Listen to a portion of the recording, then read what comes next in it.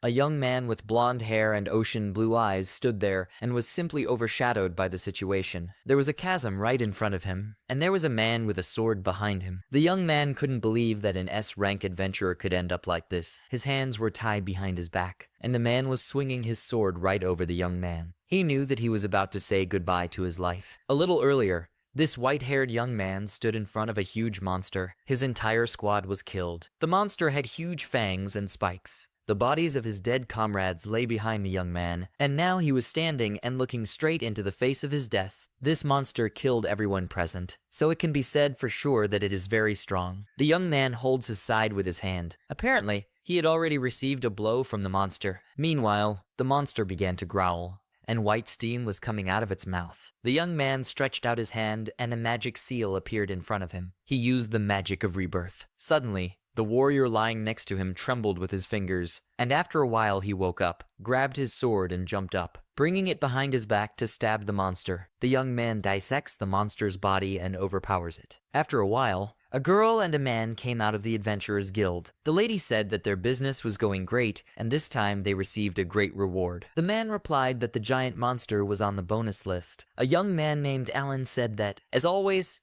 they would share the reward equally. The girl agreed and gave the bag with the reward to the young man. Then she reached out to give the bag to a man named Joes, and then approached the young man, calling him Licht, and gave him his part of the reward. The girl replied that as soon as Licht joined their group, they began to complete tasks much faster. Joes replied that, thanks to this resurrection skill, they can be reborn over and over again, but dying is still a very unpleasant feeling. The girl says that if Alan hadn't invited Licht to their group, then everything would have been different. The girl asked if the young man really invited Licht knowing his abilities. Alan gave a negative answer. He turns around and says he wanted to have more people on the team, and luck was on his side. Licht was on his own, so he asked him to join in. Licht says he was alone because, until now, he hadn't shown his abilities to anyone. The girl asks Licht why he did not show this ability. Because it is very amazing. Even the kingdom needs his skills. The young man replied that he did not want to demonstrate his abilities because he was afraid. The girl asks what he was afraid of. He replies that he was afraid that evil people might take advantage of him, or that he had the opportunity to get involved in something dangerous. However,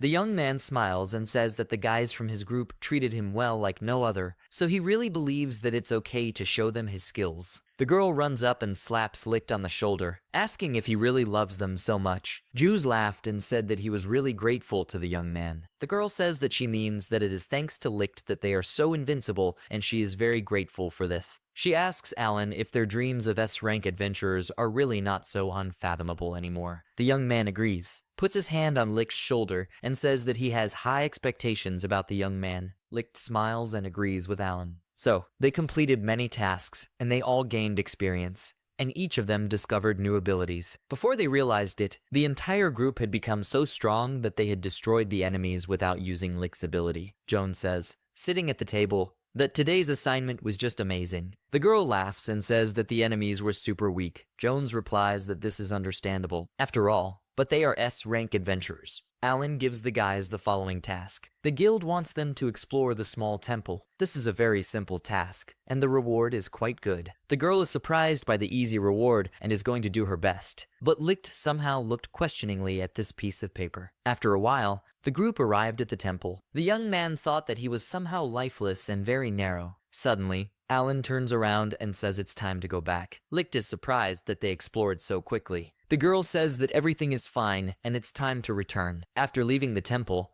Licht stood aside and watched his comrades. They were acting strangely, so the young man did not understand what was going on, and he felt that something was clearly wrong here. Suddenly, he hears a voice apologizing, and then turns around and sees a lot of guards behind him. The young man does not understand what all this means. In front of him stands a man with a long beard, who looks like a priest. The man shows a piece of paper and says that Licht will understand everything as soon as he reads this document. The kingdom has issued an executive order, so the young man should not take everything to heart. The guards abruptly grab Licht. The young man resists, but is told to stop it. The young man asks what he did wrong, because he pays his taxes and works as an adventurer. The man replies that the problem lies in his ability. Licht is trying to figure out how the man found out about his ability. The man says his skills are too dangerous to leave alone. He is sure that there are many people saved by this skill, but it can be problematic if it is used for the sake of rebirth by a demon. Licht says that this is simply outrageous, and he had no idea of abusing this skill. He says that if a man asks his teammates,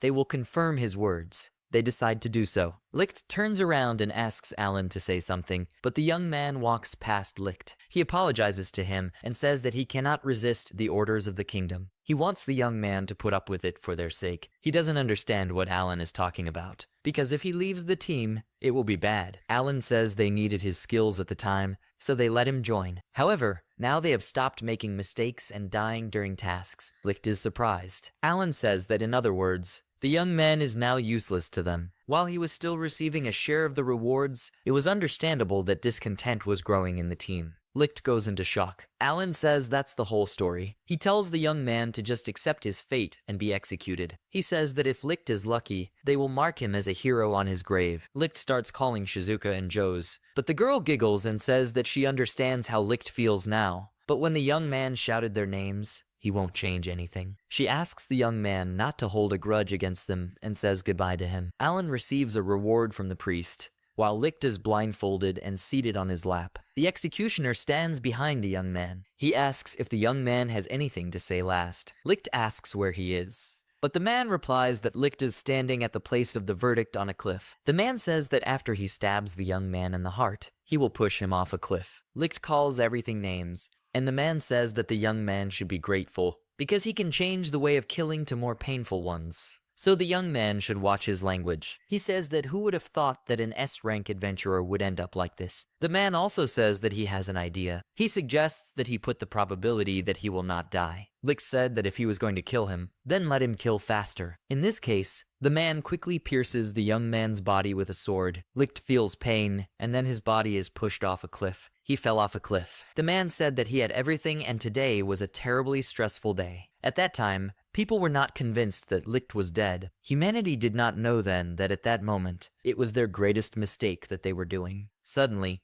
a seal formed over Licht's body. His cloudy eyes acquired a natural luster. Suddenly, he began to breathe, and then he woke up completely. Licht stood up and looked at his hand, and then asked himself why he wasn't dead now. The young man thought that the man had missed, but it was not so, because he felt that he had been pierced. He tries to feel the wound, but does not find it. He understands that this phenomenon is similar to when he uses rebirth. He wonders if he could pull it off, but Licht is the only one who can use rebirth magic. He realizes that his skills are activated even when he dies. He also guesses that his former team members didn't know about it. It is likely that one of them hinted to the kingdom about his abilities, although Licht trusted them completely. Licht gets up and says he'd better get out of here before it gets dark. He thinks he can't go back to the Rizego kingdom anymore, so he has to find a place to hide. Due to the special ability that Licht possesses, he was betrayed by his teammates and was executed by the kingdom. After that, ironically, he escaped death with the help of the resurrection skill. After a while, the young man went to the edge of the cliff and saw a huge sea. Despite the decree of the kingdom, it was revived. Fortunately, his former comrades don't know about it yet. However, he must find shelter. In this world, the ratio of humans to demons in the territory they occupy is about 3 to 7. One day, Licht heard that there was a suspicious cave closer to the border. He couldn't believe these data, because they were from unreliable sources. He didn't know if this cave existed, but he was on his own now and had no other choice. However, it turned out to be a simple rumor. Licht fell to his knees in despair, and then took a stone and threw it straight into the sea. Suddenly, the stone hit something and an unusual sound was heard. The young man raised his head and wondered what kind of sound it was. He looked like the young man had hit metal. Suddenly,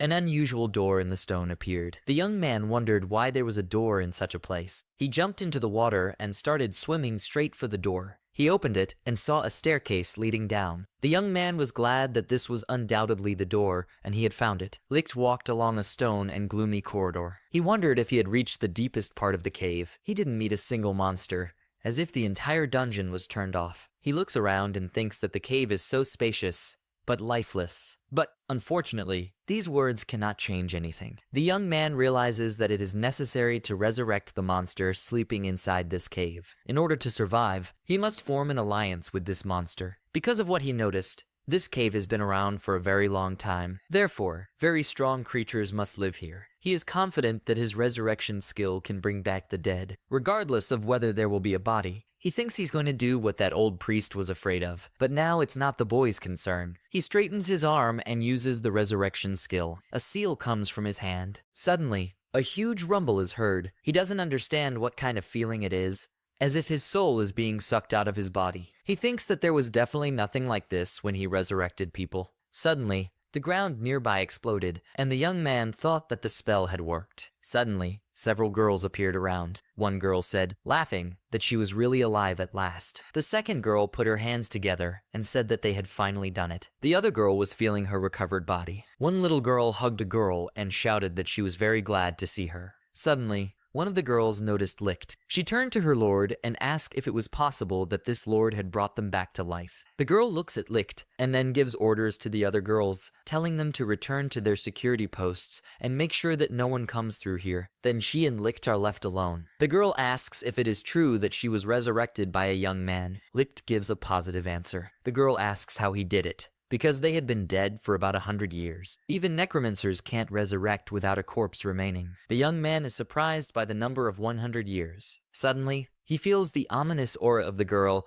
and says that he himself is not sure about the details, because this is unexpected for him. They look at each other. Suddenly, the girl started laughing and says that Licht is a very interesting guy. She says that means the young man can actually raise the dead. She asks if he wants to join them. The young man asks if it is really possible. The girl gives a positive answer, and also says that besides this, it seems that he is in big trouble. He says he doesn't know what his circumstances are there, but she wants to give the young man a helping hand because he resurrected them. Licht thanks her and tells her if she doesn't mind. Thus, he became part of the Demon Lord's army. Everything happened a little differently than he imagined, but he has nowhere else to go, so he will be grateful for this offer. Licht asks for the girl's name. She says that her name is Aria, and the young man can bow to her as to the most legendary demon lord. The young man introduces himself and says his name is Licht. Then he asks about the other 4 girls. Aria replies that these are her faithful servants. They are also very grateful to the young man for the resurrection. The young man thinks that he hasn't had a chance to talk to the other girls yet, but apparently they are Aria's subordinates. Since Aria trusts them completely, they must be powerful and capable servants. Meanwhile,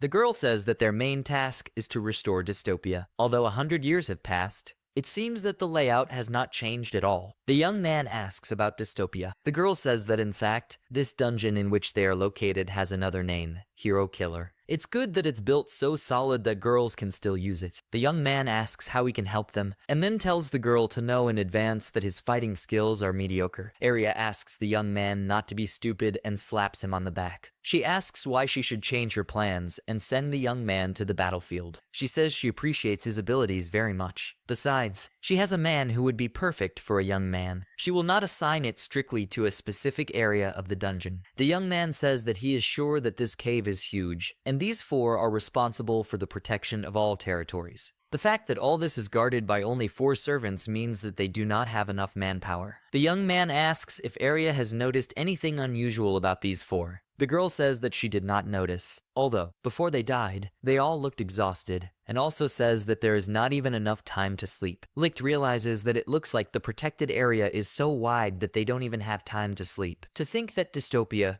also known as the Hero Killer, was a kind of hard labor. Licht says he thinks they need to look at this situation from a different angle. The girl asks if he really thinks so. In that case, they order him to discuss it with the girls. She waves at him and says she's leaving this situation to Licht. After a while, Licht comes to the area closest to the deepest part of the dungeon. The young man apologizes for the intrusion. There was a girl named Ferris in the melancholy hall. She said that the young man was forgiven, and then went about her business. Licht says it seems the girl is busy. Ferris replies that there is nothing to be done about it. Besides, the sense of accomplishment you feel when everything is put in order is simply indescribable. The girl asks what brought the young man to her. Licht looks at the girl and wonders if she is human, since her territory is located in the deepest part. It means that she will be stunned by an impressive force. The young man says that he heard that they all gave their best to protect Dystopia. For this reason, he wants to find a way to reduce the girl's workload. He says he has already received permission from Aria. The girl bows at Licht's feet and shouts that he is their savior, so she is ready to cooperate. Licht asks Fairs how many zones are under her responsibility. The girl replies that there are about 5 zones. Licht goes into shock. The young man thinks that under normal conditions,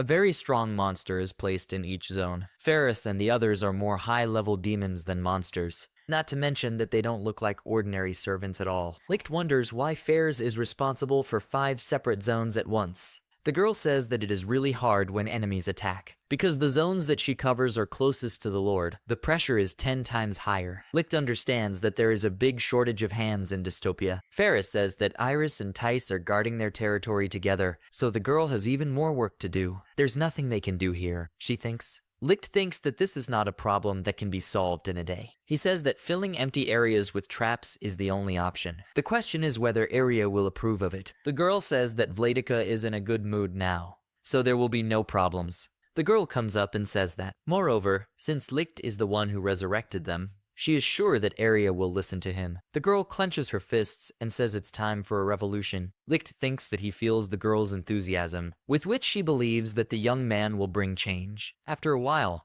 the young man came to the virgin forest, where you and Iris were resting. Iris tells her sister that they have a visitor. Tice stands up and apologizes to Licht for not having prepared anything for him. The young man says that everything is fine and they should not worry. Tice says Licht's name. The young man asks how she found out about this. The girl replies that she overheard their conversation with the demon lord. She didn't want to eavesdrop on them, but it turned out that way. Iris says she is betting that he has come to help them assess the current situation. Tice says she is terribly sorry that the young man has to do all this. Licht replies that he has come to find a way to reduce the burden of all of them. The girls are getting serious. Iris asks her sister what they should do. Tice says she thinks they should listen to the young man. Licht says that if he understood correctly, the girl is responsible for this area. They reply that this is exactly the case. He asks why they don't split the work, because in that case, the other one will be able to take over the next zone. Iris rushes to hug Tisa and says that she refuses. Tice laughs and says that's why it happens. She says that, in addition, their abilities are revealed better when they are together with Iris. Therefore, it is not necessary to divide them by zones. Tice turns to her sister and says if Licht can resurrect their servants as well. Tice explains that their servants are dolls created by the Lord. They usually gave them dirty jobs. So she asks if it won't be a big problem to revive them. The young man says that, unfortunately, he cannot resurrect someone without a soul. Tice apologizes for asking too much. Iris says it will be great if the Lord creates servants again. Tice says she thinks so too. However, the creation process takes a long time, so she doesn't think Arya will do it again. The young man gets up and says that he will think about it anyway. Tice asks the young man not to overwork and take care of his health. Iris says that she will hold her fists for the young man. After a while, he enters the zone to another servant girl. The girl says that this is a bat cave and asks if the young man has any problems. The girl's name was Rose. Licht realizes that she is a vampire and therefore needs to sleep while the sun is out. But she is definitely not sleeping. Licht feels like Rose doesn't have time to rest. Plus, she is very busy, since her area is located next to the entrance. Licht says he is now trying to solve the problem of labor shortages in Dystopia. Despite what he had already seen, this problem was much more serious than he had thought. The girl says that this is unexpected and thanks the young man for his work. Rose says that the others are having a hard time, and in comparison with them, she feels that she is still having an easy time. Licht asks how many zones Rose has under control. The girl says that, in general, there are 7 zones. Licht thinks that Rose is undoubtedly dealing with the biggest workload. He says it's absurd, and they need to do something about it urgently. The girl says she's a vampire, so there's no need to worry about her. After all, her stamina is much higher than the others. Then she smiles sweetly and says that it will be difficult if the workload becomes much higher than it is now. Licht thinks that since this is a simple shortage of people, he thinks that the only way out is to recruit them. Still, it doesn't look like he can just hire ordinary monsters. Suddenly, Licht comes up with a great idea. They need to increase the garrison so that Dystopia can withstand the invasions. Needless to say, recruitment will take a lot of time and effort. However, there is one person for whom this is nothing more than a joke. Every adventurer has heard stories about her, the legendary necromancer. After a while, Licht and Ferris go beyond Dystopia. The girl is surprised at how much the world has changed. Licht thinks that this is so because the girl woke up from 100 years of sleep. Then the young man sees a bridge in front of him and thinks that he was sure that it did not exist before. The girl says that most likely Rose built this ferry for them. Licht understands that they are dumping such work on her, too. Suddenly, he starts shouting for the girl to take care of herself, because there is a huge wolf in front of them. Ferris says that this wolf is not their enemy. He was bewitched by Rose.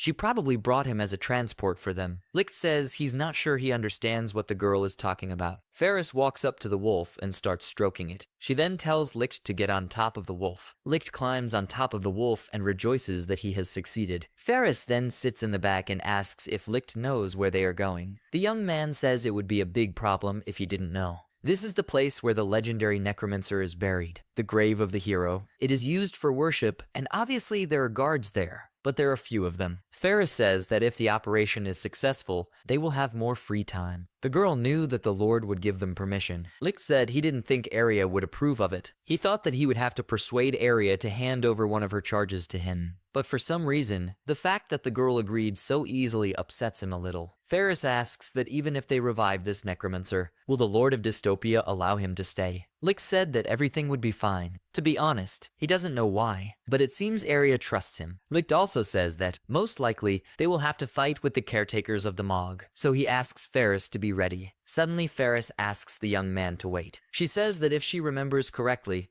Licht's ability is to raise the dead. The girl says if this means that he can resurrect her as many times as he wants. The young man agrees with this and says that this is not a problem. The girl thinks about it. Meanwhile, two men were chatting in the cemetery. One said if the other had heard that a group of two people was heading straight to the grave. The second man says he didn't expect anyone to come here just when they were on night watch. The man says that he dares to assume that these are looters who came to steal all the goods. He does not understand how such people are carried by the earth. Another man says that getting rich in this way is inexcusable, but pulling hands on the hero's property is even more unforgivable. Now they will catch them and punish their sins. After a while, the young man and the girl had already reached the place and began stroking the wolf. Ferris tells the wolf to sit here and wait for them. They head to the cemetery to the hero's grave. Suddenly, the young man puts out his hand and asks the girl to be careful. Two men jump out at them and shout that whichever of them hits first wins. Licht manages to dodge, but the second man hits Ferris directly. The girl looks at her wound and laughs, and then falls down. Licht runs up to her and grabs her hand. Then the girl's eyes light up and she falls unconscious. At that moment, the man who hit the girl writhed in pain. Then he falls and there are no signs of life. The same wound had formed on his body that Ferris had. The second man asks Licht what he did to his partner. Licht says that he understood, and this must be what Arya was talking about to the young man. He uses resurrection magic, and the girl comes back to life. She is happy and thanks Licht. The young man says that he would have preferred to hear about the girl's ability earlier, because she really scared him. Then the girl gets up and walks over to the second man. He shouts at her to get away from him. Ferris snatches the dagger from the man's scabbard and laughingly places it to his neck. Then she cuts her flesh and falls unconscious. At the same time, a wound forms on the man's neck and he dies. Licht looks at it all with sadness and uses the resurrection on the girl. She gets up and, as if nothing had happened, is glad that she is alive. She sees the young man's reaction and asks if something is wrong. The young man says that everything is fine. The girl says that these two could have called for reinforcements, so she thinks they should hurry up and finish the operation. Licht and Ferris walked through the cemetery to find the grave of the hero. They read an inscription that says that a necromancer rests here, and her name is Dorothy. Licht replies that the girl read everything correctly. He uses his resurrection ability to revive the necromancer. Suddenly, a hand breaks out of the ground. Ferris and Licht silently look at this hand, and suddenly a voice was heard from under the ground, asking if the girl and the young man wanted to help her. Ferris asks if Licht is going to help her. He asks the girl to help him. Suddenly, they pull a girl out of the ground. The girl says that if they were planning to resurrect her, they should have dug up her body first. She dusts off her skirt, and Licht apologizes to her. Then the girl asks why they resurrected her. Licht says that in short, they want the necromancer to become their companion. The girl is surprised, and then looks at Ferris and says that this girl is not a person. Then in that case, she will agree. But before that, she wants to ask them one question. She turns to Licht and tells him that he is probably not a necromancer. So how could he resurrect her? It doesn't seem like there's a master-servant bond between them, since she hasn't become his puppet. Licht says that the girl is right, and he is not a necromancer. He has a skill called resurrection, and it allows him to bring everyone back to life. However, the resurrected do not obey his will. He also says that he can resurrect himself if he is not mistaken. The girl listens attentively to the young man. She says that she thought that his abilities were similar to Dorothy's, but she had never heard of such a skill, and those who are able to use them. Ferris says that Licht is amazing. The girl winks and says that all she has to do is become their companion. She will do her best to justify her resurrection. Licht says that he is incredibly happy about this. He then suggests that everyone leave before enemy reinforcements arrive. Then they arrive at Dystopia. Doriti says that this dungeon is incredibly large. Even if she summons all her spirits to guard it, she will need a considerable number of them to cover the entire area. Licht says it means it's not that simple. The girl smiles that everything is wrong, and who told him that. The girl says that summoning spirits is still her strong point. The girl waves her staff and smiles, and then smiles and says that should have been enough. Licht asks if she has already finished. The girl says that the spirits will arrive in those areas that need protection within 3 minutes. She says that as a young man sees, a girl can take control of hundreds of spirits at a time. Licht thinks that the title of necromancer was given to her for a reason. Meanwhile, the girl asks if she can occupy one of the zones. Licht thinks that, naturally, the protection in the areas with spirits is weaker than in those guarded by Rose and the others, but this way they can focus on protecting and improving their territories. She says that even in such a large number of years, she never thought that she would work under the Demon Lord. Dorothy then turns to Licht and asks if he is human, and then asks why he is helping the Demon Lord. Licht says that there have been some troubles in the human world, and in any case, there is nowhere else for him to go now. Dorothy says she doesn't know what happened to the young man, but she thinks it's better to close the subject. The only thing she realized was that the young man has some problems in the human world. Then Dorothy thinks she'd better thank her, the Demon Lord, because after all, she's new here. Licht says Arya should be sleeping now, so Dorothy shouldn't worry about that yet. It is better to go first to greet those whom he considers much scarier than Arya. For example, Ferris. Doriti says that Ferris is the girl who was with Licht. She would never have thought that such a little girl could be scary. Licht says that if Dorothy tries to attack her, she will slit her throat in response. The girl says it's scary. Dorothy says that since Ferris and the others are now her allies, she trusts them. However, if such a thing happened, wouldn't Licht save her? Licht tells the girl to be sure that if this happens, he will resurrect her. The girl says that if possible, she would like him to save her before the girl dies. At this time, a girl comes into the room where Alan was sitting and asks if the young man has found a replacement for Licht. He replies that he has not found it yet. Firstly, it is not so easy to find a healer of their level. The girl says that there should be at least a few. Besides, they just need him to heal their wounds. They don't need resurrection. The young man says that this is what he is trying to convey to everyone. Each of the candidates is too weak. No matter how good support they provide in the rear, they will certainly die on the front line. The girl says that the young man is really talking about protecting their healer. She asks what's the point, because they're an S-rank group. She is sure that many strong healers want to join them. Alan says the problem is that despite the rank of a healer, their physical abilities don't grow with rank. Even if he is of S rank, like the group, then in one-on-one combat, he is no stronger than the average adventurer. The girl asks if Licht was useful in battle. He says that Licht is not a healer. Resurrection was just a skill, which was why his combat skills were on par with theirs. Alan chuckles and says there's no point in dwelling on him. Alan says that first they will take one person on the team and let him be their bait. The girl says that she does not mind giving up all of them, and who knows, maybe they will be much better off without them. She looks at the envelopes and says there are a lot of applications here, so they need to choose. Maybe they'll get lucky and they'll really find someone worthwhile. Suddenly, the girl sees a letter addressed to Alan. Alan says he's willing to bet they're being asked to do the job for them again. The girl asks to take a look for yourself. He sees a dungeon exploration assignment. It indicates that there was a surge of tremendous magical power from the dungeon. The girl says that this means that the monsters from this dungeon have awakened. It sounds very difficult. Alan says that at first glance, the dungeon is located on the border of the world of humans and demons. If they take the quest, then this place is not far away. The girl asks if it wasn't this dungeon that everyone heard about not so long ago. There were rumors about it, as if the demon lord himself dwells there. Alan says the reward will be 500,000 gold. They smile, and the girl says that they have no choice but to take it up. A couple of days after Dorothy joined the group, Licht and Dorothy were putting things away in one of the rooms. The young man thought that surprisingly, nothing had happened during this time. Dorothy turns to Licht and says that it looks like people have learned about Dystopia. The young man is surprised and asks how the girl found out about this. Dorothy replied that she had left one spirit patrolling the neighborhood near Dystopia and overheard people nearby. Licht says he doesn't know that a girl can use perfume like that. Dorothy said she thought their deaths would cause problems, so she didn't order an attack, but thinks people are going to attack them soon. In addition, people are partially aware of the location of the dystopia. Licht says they'll sort it out when the time comes. Anyway, he thanks the girl for the information. He also says that Ferris, Rose, and the others are grateful to Dorothy for the spirits. The girl says she is glad that she was able to help the girls.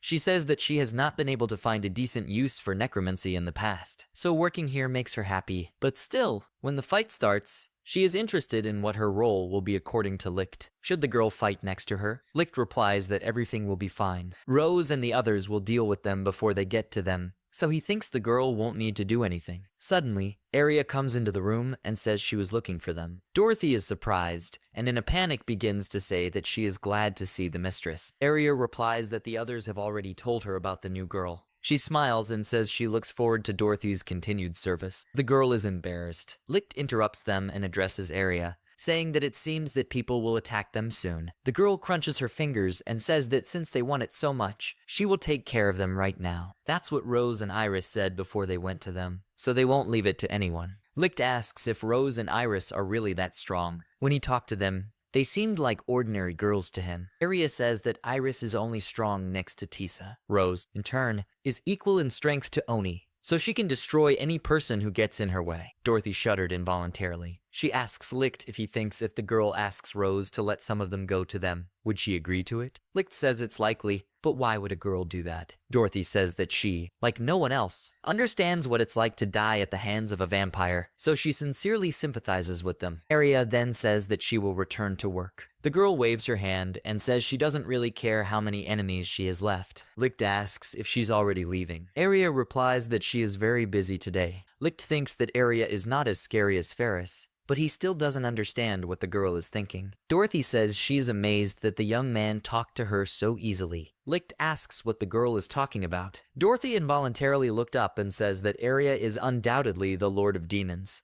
After a while, Alan and his group rode in a wagon. The young man asked Alan if he was sure they were moving in the right direction. Alan said he got the information from the guild, so the road is right. The girl asks, saying that they are driving for a long time, if their horses are slow. The man says that does Alan have any more information about this dungeon, because all he knows is that a huge magical force has been recorded in the dungeon. But this is not enough to come up with a battle plan. Alan tells Joes to calm down. He asks if the man really believes that they need to take measures against the enemy in advance. It's too late. The girl says that the young man is right. Besides, she hates using her head for such things. She also asks her not to blame her if something happens. Joes asks what their plans are after the study. The reward is 500,000 gold, so they should discuss how they will share the reward. They can split equally into 4, as they always do. They say that they don't find it strange that the healer gets an equal share. He's not worth the effort the other 3 are putting in. The girl says she agrees with this. After a while, they find the entrance to the dungeon. Shizuku asks where this staircase leads. Joes asks Alan if he took the escape item. This place radiates danger, and Licht is no longer with them. Alan says he took this item and uses it as a last resort, so everyone else should be on the lookout. They ask the healer not to go far away, and then they move out. Joe says he feels demons,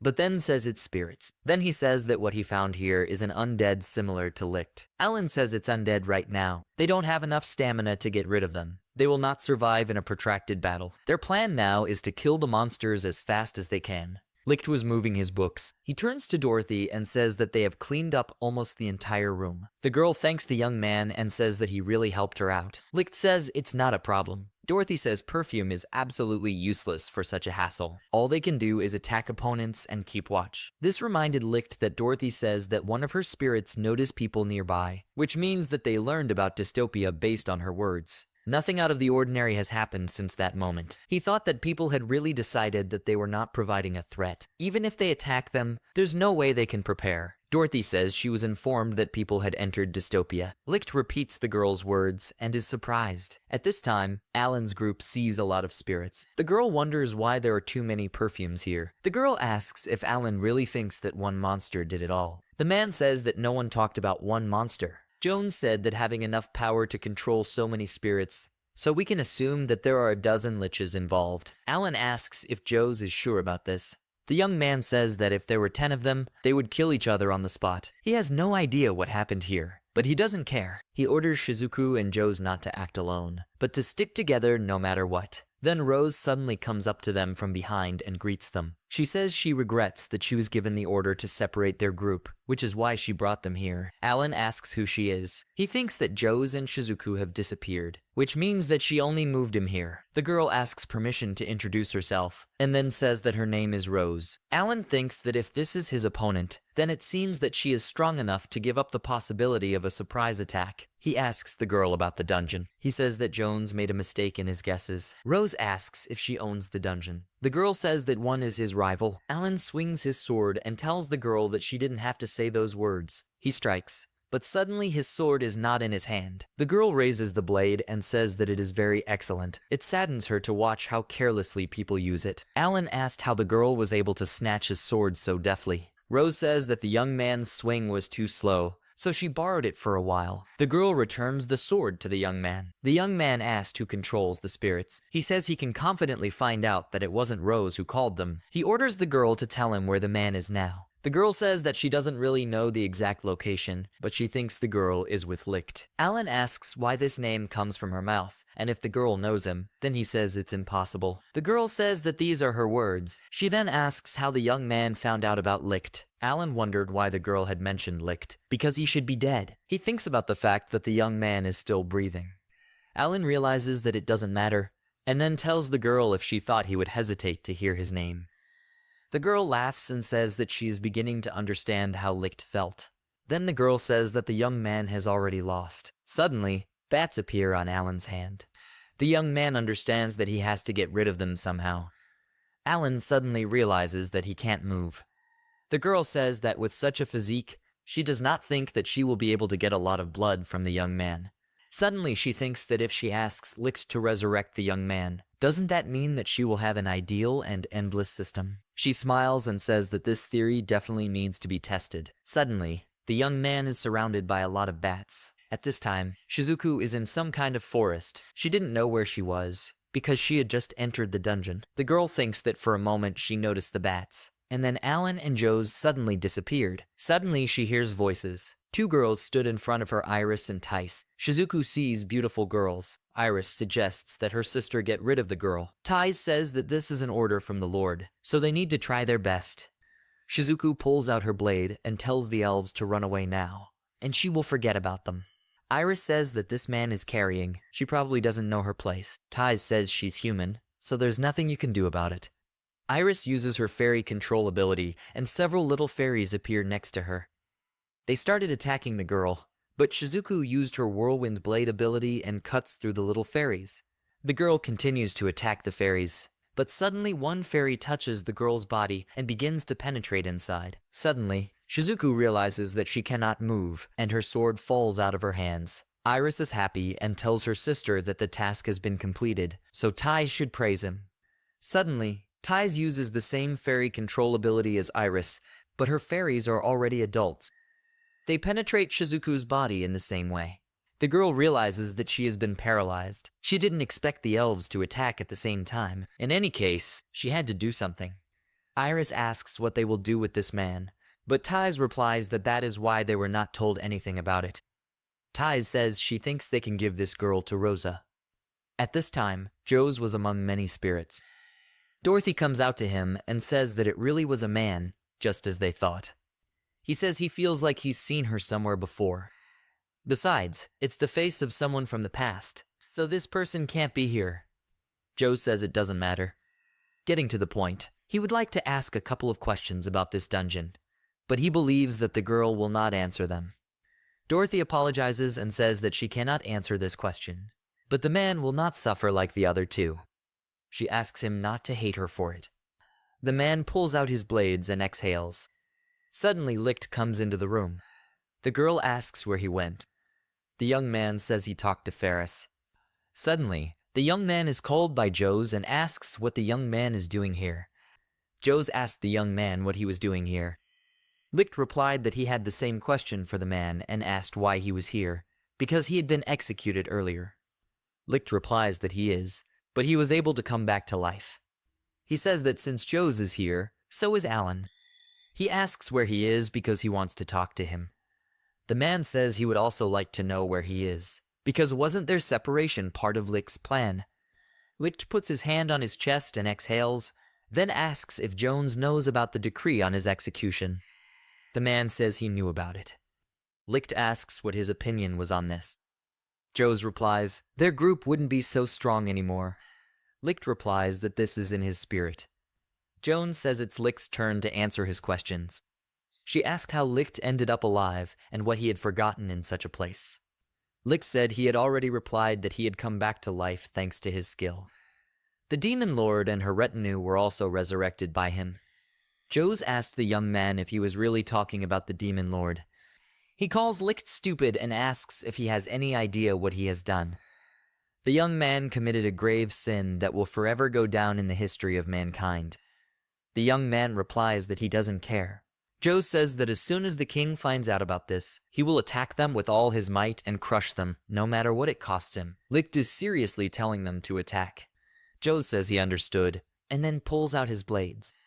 He thinks that as long as he has this item, he will be able to teleport instantly. At all costs, he must return to the kingdom and report that Licht has joined the demon lord. Dorothy summons the spirits to attack the man. The man pretends to attack, and he throws an object to move. Joes moves to another location and realizes that a barrier has been put up. He is sure that he should have moved to the entrance. He doesn't see any enemies. Normally, he was happy, but this dungeon is much scarier than the others. Suddenly Ferris comes into the room and says hello to a man. Joes realizes that the girl is unarmed, and there is no hostility, but he has to do it. He attacks from behind and kills the girl, but the next moment he dies from the same wounds. At this time, the man makes a report to the king and says that the connection with the adventurers sent to explore the dungeon has been completely lost. The man says he dares to assume that something terrible has happened to them. The king says that he had a bad feeling, but he certainly did not expect this. The man says that he believes it can be concluded that there are many monsters hiding in this dungeon. The man says that it is possible not to say, but the question remains the same. Are they enemies of the kingdom? If there are still enemies, then there will be a battle. The man says that instead of being limited to alliances only with neighboring countries, what if they share information with the races of elves and draconians? This case poses a threat to every nation. He thinks it's better to form an alliance with them before it's too late. The king orders preparations to begin urgently. Besides, the monsters might regard their research group as a declaration of war, so he wouldn't be surprised if they decided to take revenge on them tomorrow.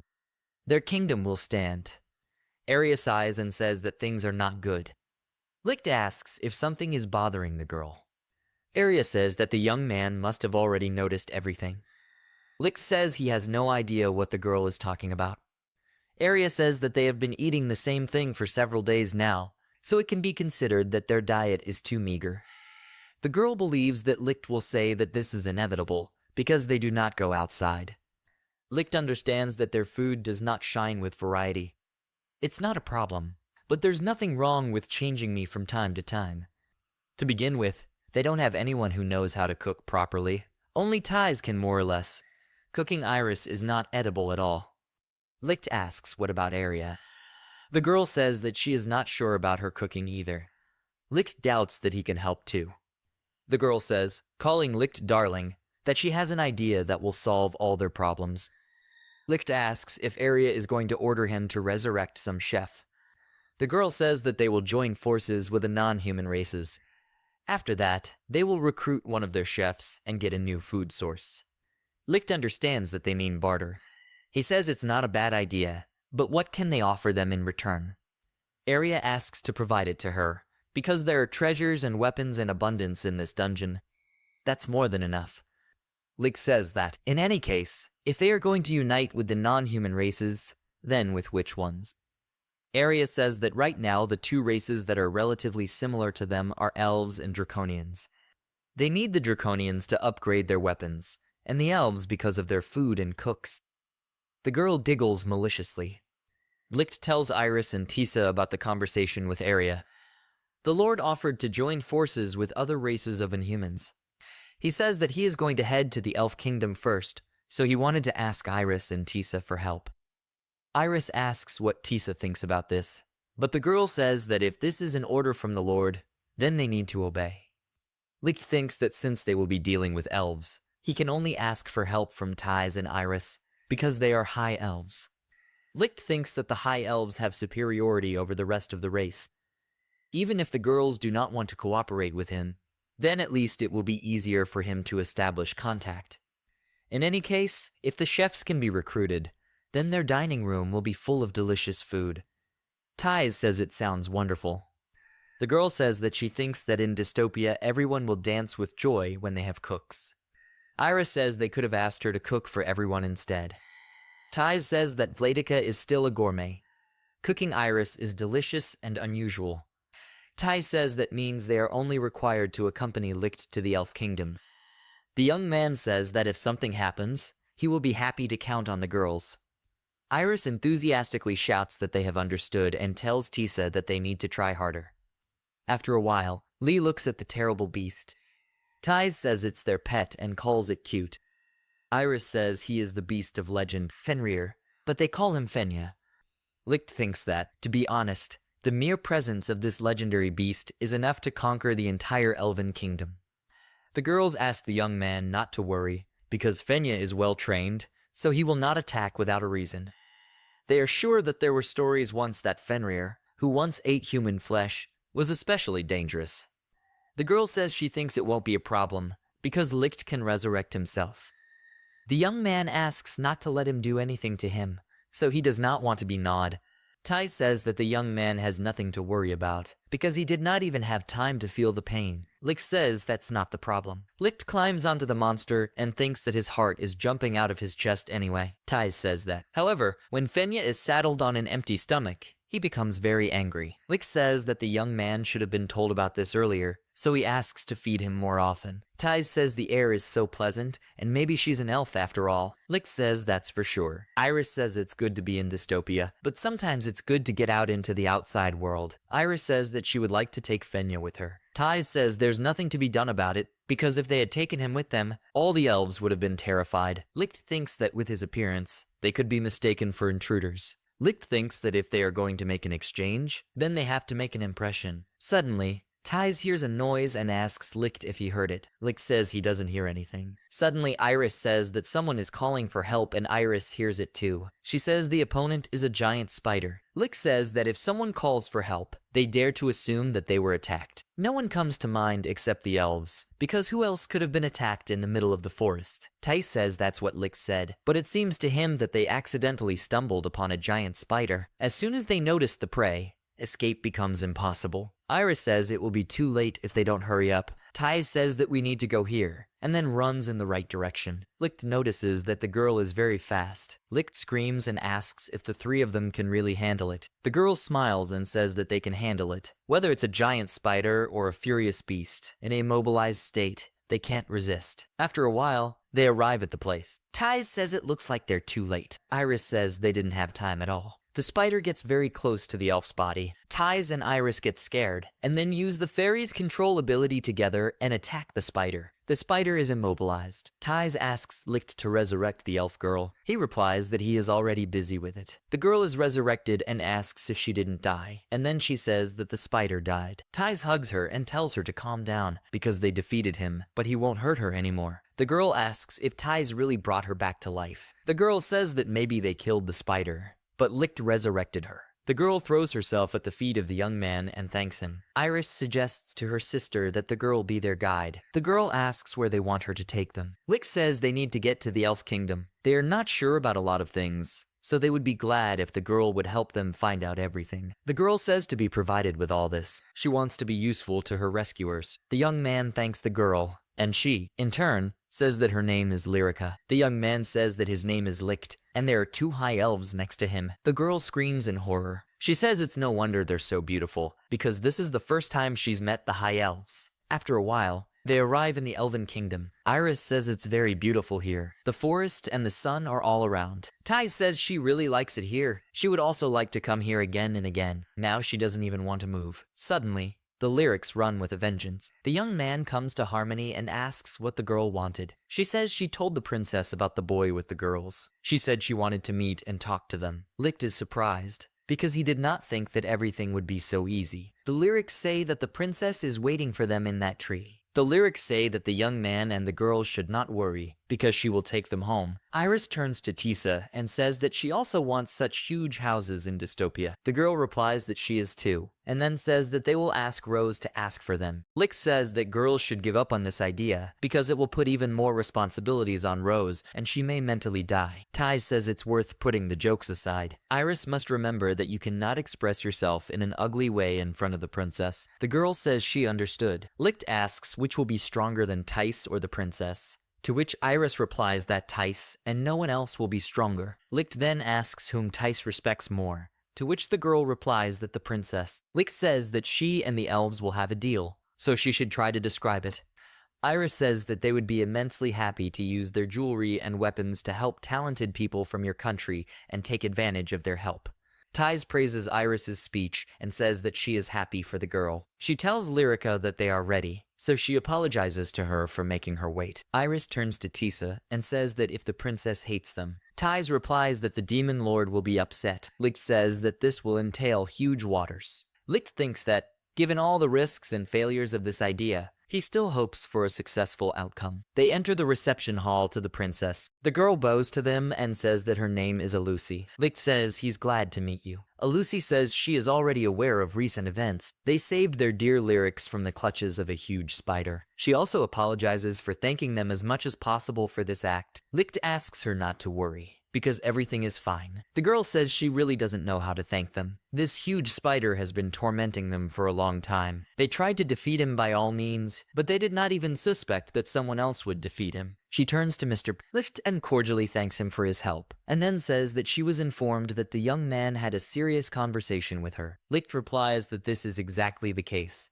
Iris says that they would like to provide the elves with their weapons and treasures in order to help the talented people of this country and take advantage of their help. Licht, in a panic, does not understand what is happening, and Tice covered her mouth. Alusi smiled and said that she was glad, because they had a problem with that. Licht laughs, but the girl says she's joking. The young man realizes that he has also been joked about. Alusi says that, frankly, there are many children in their country who would like to see what is happening outside the forest, so she will gladly consider the possibility of their temporary employment with them. Licht is surprised, but then Tice intervenes and says that she thinks it's not good to continue the conversation in one direction only. Licht says the girl is right.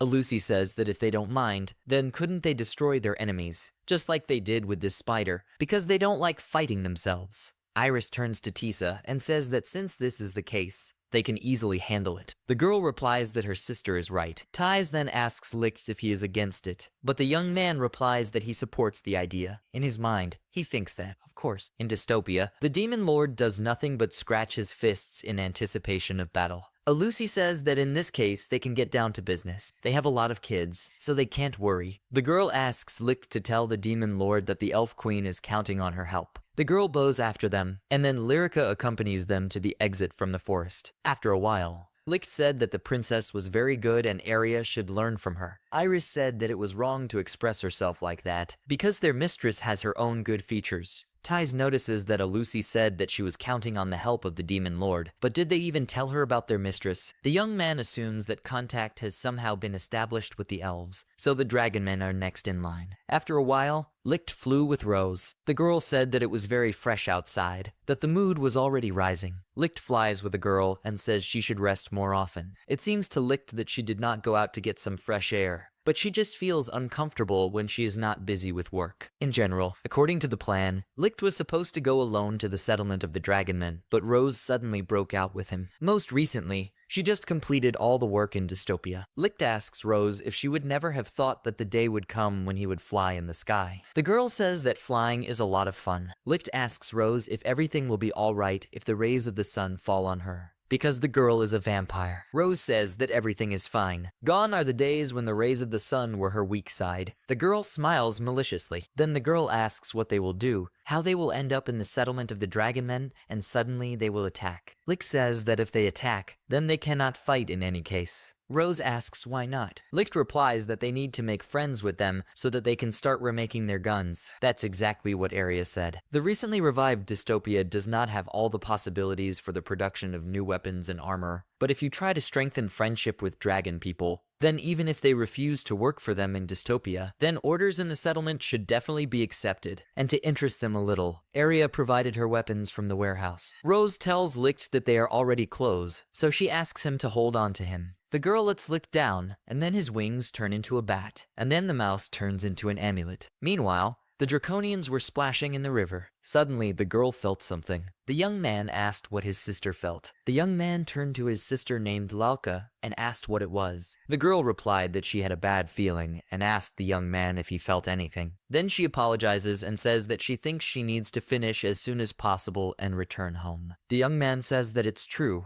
He thinks they should come back early. The girl replies that it's not easy for mom right now. They took the fish nets and went into the forest. The girl says that she hopes that her mother will be able to recover. The young man says it's not like her to show her weakness. The girl says that the young man is right, but she has been eating very poorly lately. She thinks they should call someone who knows how to use healing magic. The young man says he thinks it won't change anything. There must be magic that heals wounds, but he had never heard of magic that heals diseases. The girl says that the young man is right, but first she suggests that they return home, because maybe their mother will feel better today. At that time, Licht was walking with Rose. They were looking for a dragon settlement, but this place doesn't look like a country at all. Apparently, they are quite far behind humans. Rose asks what they are doing, and if they are attacking, Licht doesn't understand why they would attack. In such cases, you first need to try to come to an agreement. Licht suggests finding a local resident. He thinks it would be good to find just one. If it's one dragon, then the chance that he will listen is quite high. If there are two of them, they will feel some advantage and attack them first. Such cases sometimes occur. Rose asks Licht to look, and then sees two Draconians, who look very young. Licht realizes that there are two Draconians after all. However, they have no weapons with them, and there is no one nearby either. Someone is shouting at them. The young man calls his sister Lalka and asks to look there. The girl puts out her hand and asks Brother Kine to take care. She says the man looks like a human being. However, that woman is of a completely different race, and an extremely unpleasant energy emanates from her. The young man puts down a net with fish and addresses Licht, calling him a man, and then asks how he is dealing with them, because this is not a place for people. Licht says that you shouldn't shout at them like that, because they are not enemies. They would like to make a deal with the Draconian people. Klein asks if he is a merchant. He says he knows that people don't have anything useful for them. If they turned around and left right now, he would turn a blind eye to their antics. Licht asks them to take a look at the sword he brought first. He shows the sword, and Lalka and Klein are surprised by such a weapon. They look at each other, and then Klein says that since people have such weapons, then maybe they have a medicine that will cure their mother. Lalka says that this simply cannot be. However, they won't lose anything if they ask. Then Klein turns to the person and asks if they have any medicine that would cure a serious illness. If there is, he will exchange it for anything. Licht asks if Rose has such a medicine, but the girl says that she has nothing but garlic. Klein asks where she got the garlic at all, because she's a vampire. Licht asks what medicine they need. If it's not difficult, then he wants the young man to tell them in more detail. Klein says that their mother is in extremely bad condition right now because she is ill, and in order to cure her, they need to get medicine. If they don't have it on their hands right now, then couldn't they come back and bring it? Licht says that in this case, he thinks he can cure without medication. Klein asks how it is and in what way. Licht says that with the help of his skill. Licht says that if he takes him to his mother, he thinks he can help her. Klein clucks and says that if the young man and the Edit have such an ability, then he must prove it. Only in this case can the young man trust Licht. Licht is talking about the proof. He looks at the dead fish in the basket and asks if it will go. He uses his ability and a seal appears in front of his hand. Suddenly, the fish in the basket was resurrected and began to flop. Klein and Lalka were surprised by this. They realize that Licht is their savior. After a while, they return to the ladder. They are met by other Draconians. They see the newcomers and ask what kind of people they are who entered with them. Lalka says that this man may be able to cure their mother. They say it's a simple human being. Lalka says that Licht is not simple. He proved his abilities to him and Kine. They ask if the girl is sure of her words. Lalka gives a positive answer. The Draconian man says he understands, and then asks Licht if he can heal her. Licht says that first, they should let them examine her condition. They approach the bed and examine the woman lying there. Rosa whispers how Licht will cure her. She asks if she can be resurrected. If she can be healed, Licht responds positively. Licht whispers that she can be healed after resurrection, but in order to resurrect her, she must first die. He says that all the Draconians are looking at them from all sides, so he doesn't think she will succeed. Licht thinks that if he does something suspicious, they will attack him without delay. If they use resurrection as a healing, then maybe he can gain their trust. Rose whispers to Licht to leave the case to her. The girl approaches the woman's neck, and then bars her fangs and bites into her body. Suddenly, the Draconian calls Licht and asks what this girl is doing to herself. The young man says she's just checking her pulse. Based on this, he will decide which healing magic is best to use. They should definitely check her pulse. The Draconian apologizes for interrupting. Rose says she's done. The young man approaches the girl and uses his ability to resurrect the dead. The woman opens her eyes and abruptly gets out of bed. Klein and Lalka are surprised that their mother has finally healed. The woman turns to her children and tells them that the pain in his body has completely disappeared. The woman asks what could have happened. Klein and Lalka rush to their mother.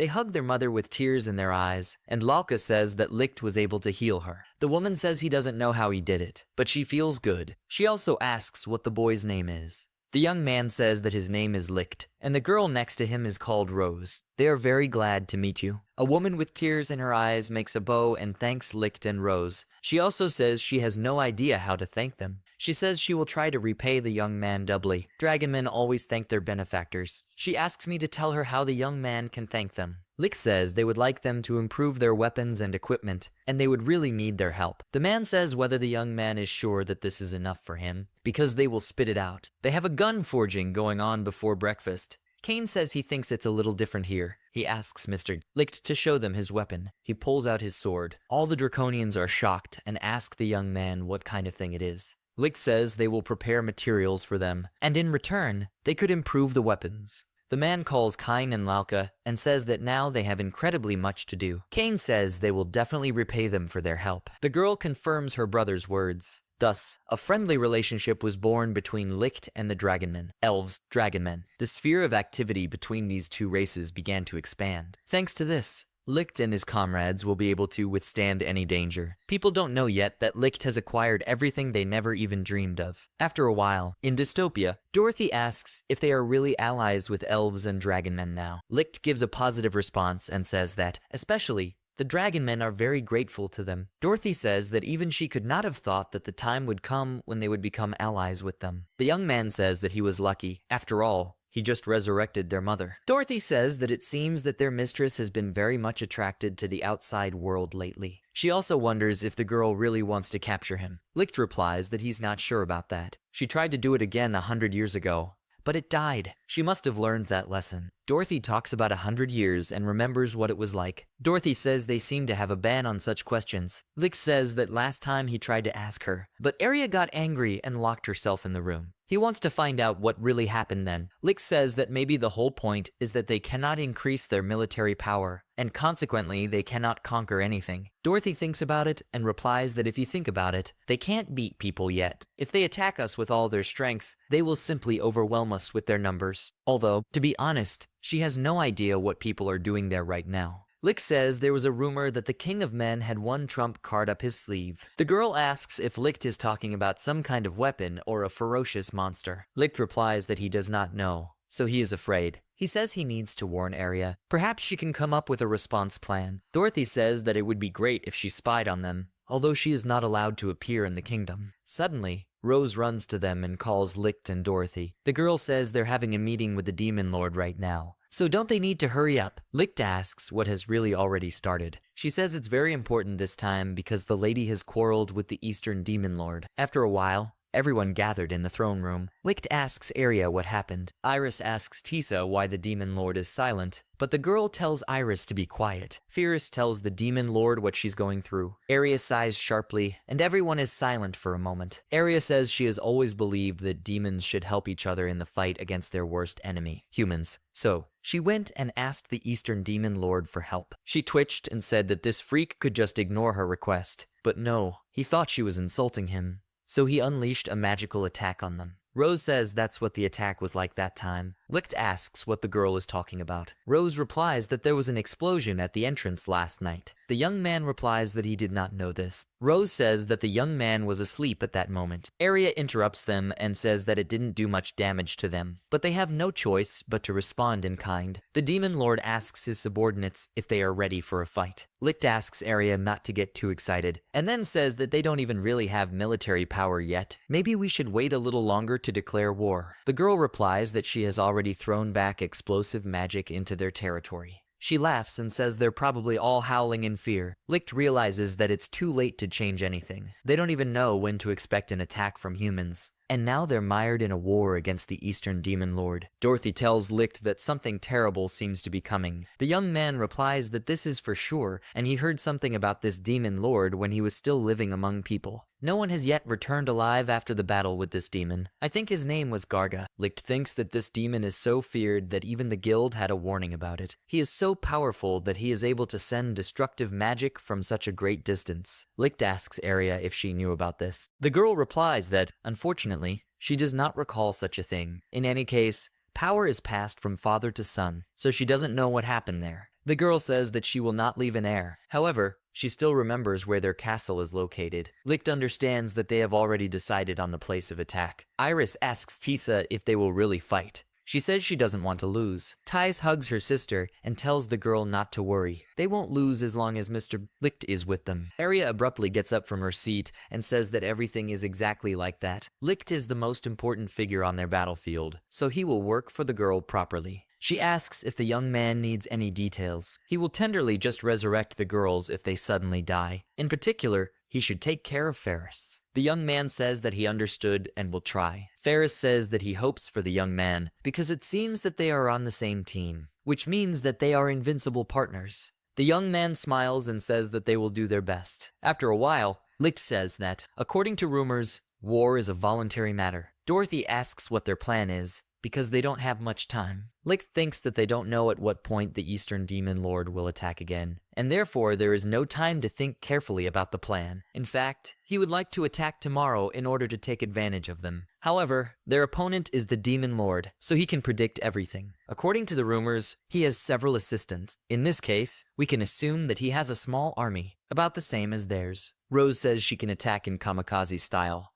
so she will be useful to everyone. Rick says it's not worth going that far. Ferris says that unusual attacks are her forte, so they should provide everything to her. Dorothy says we need to do without it for now. There are only 7 of them, so they are unlikely to be able to fight face to face. You can weaken Dystopia's defenses a little and use its spirits. Licht thinks about it and says it's not a bad idea. It is unlikely that enemies can turn a blind eye to such a large number of spirits. Iris turns to her sister and asks what they should do. The girl says that they will need to accompany the dead souls along with the spirits of the forest. Rose apologizes and asks what to do for her. Ferris says that, apparently, there is nothing left but a kamikaze attack. Licht says he'll come up with something for them. Iris looks at Rose and says she feels sorry for her. Thais says she feels she should have a suitable role. Iris says she came up with it. Rose will distract the enemy's attention by using her charm. Thais says she thinks it's too much. Rose clenches her fists and says she will try very hard. Licht asks her to calm down. Ferris remembers something and says that the girl can turn into a bat. Rose replies that she is glad that the girl remembers this,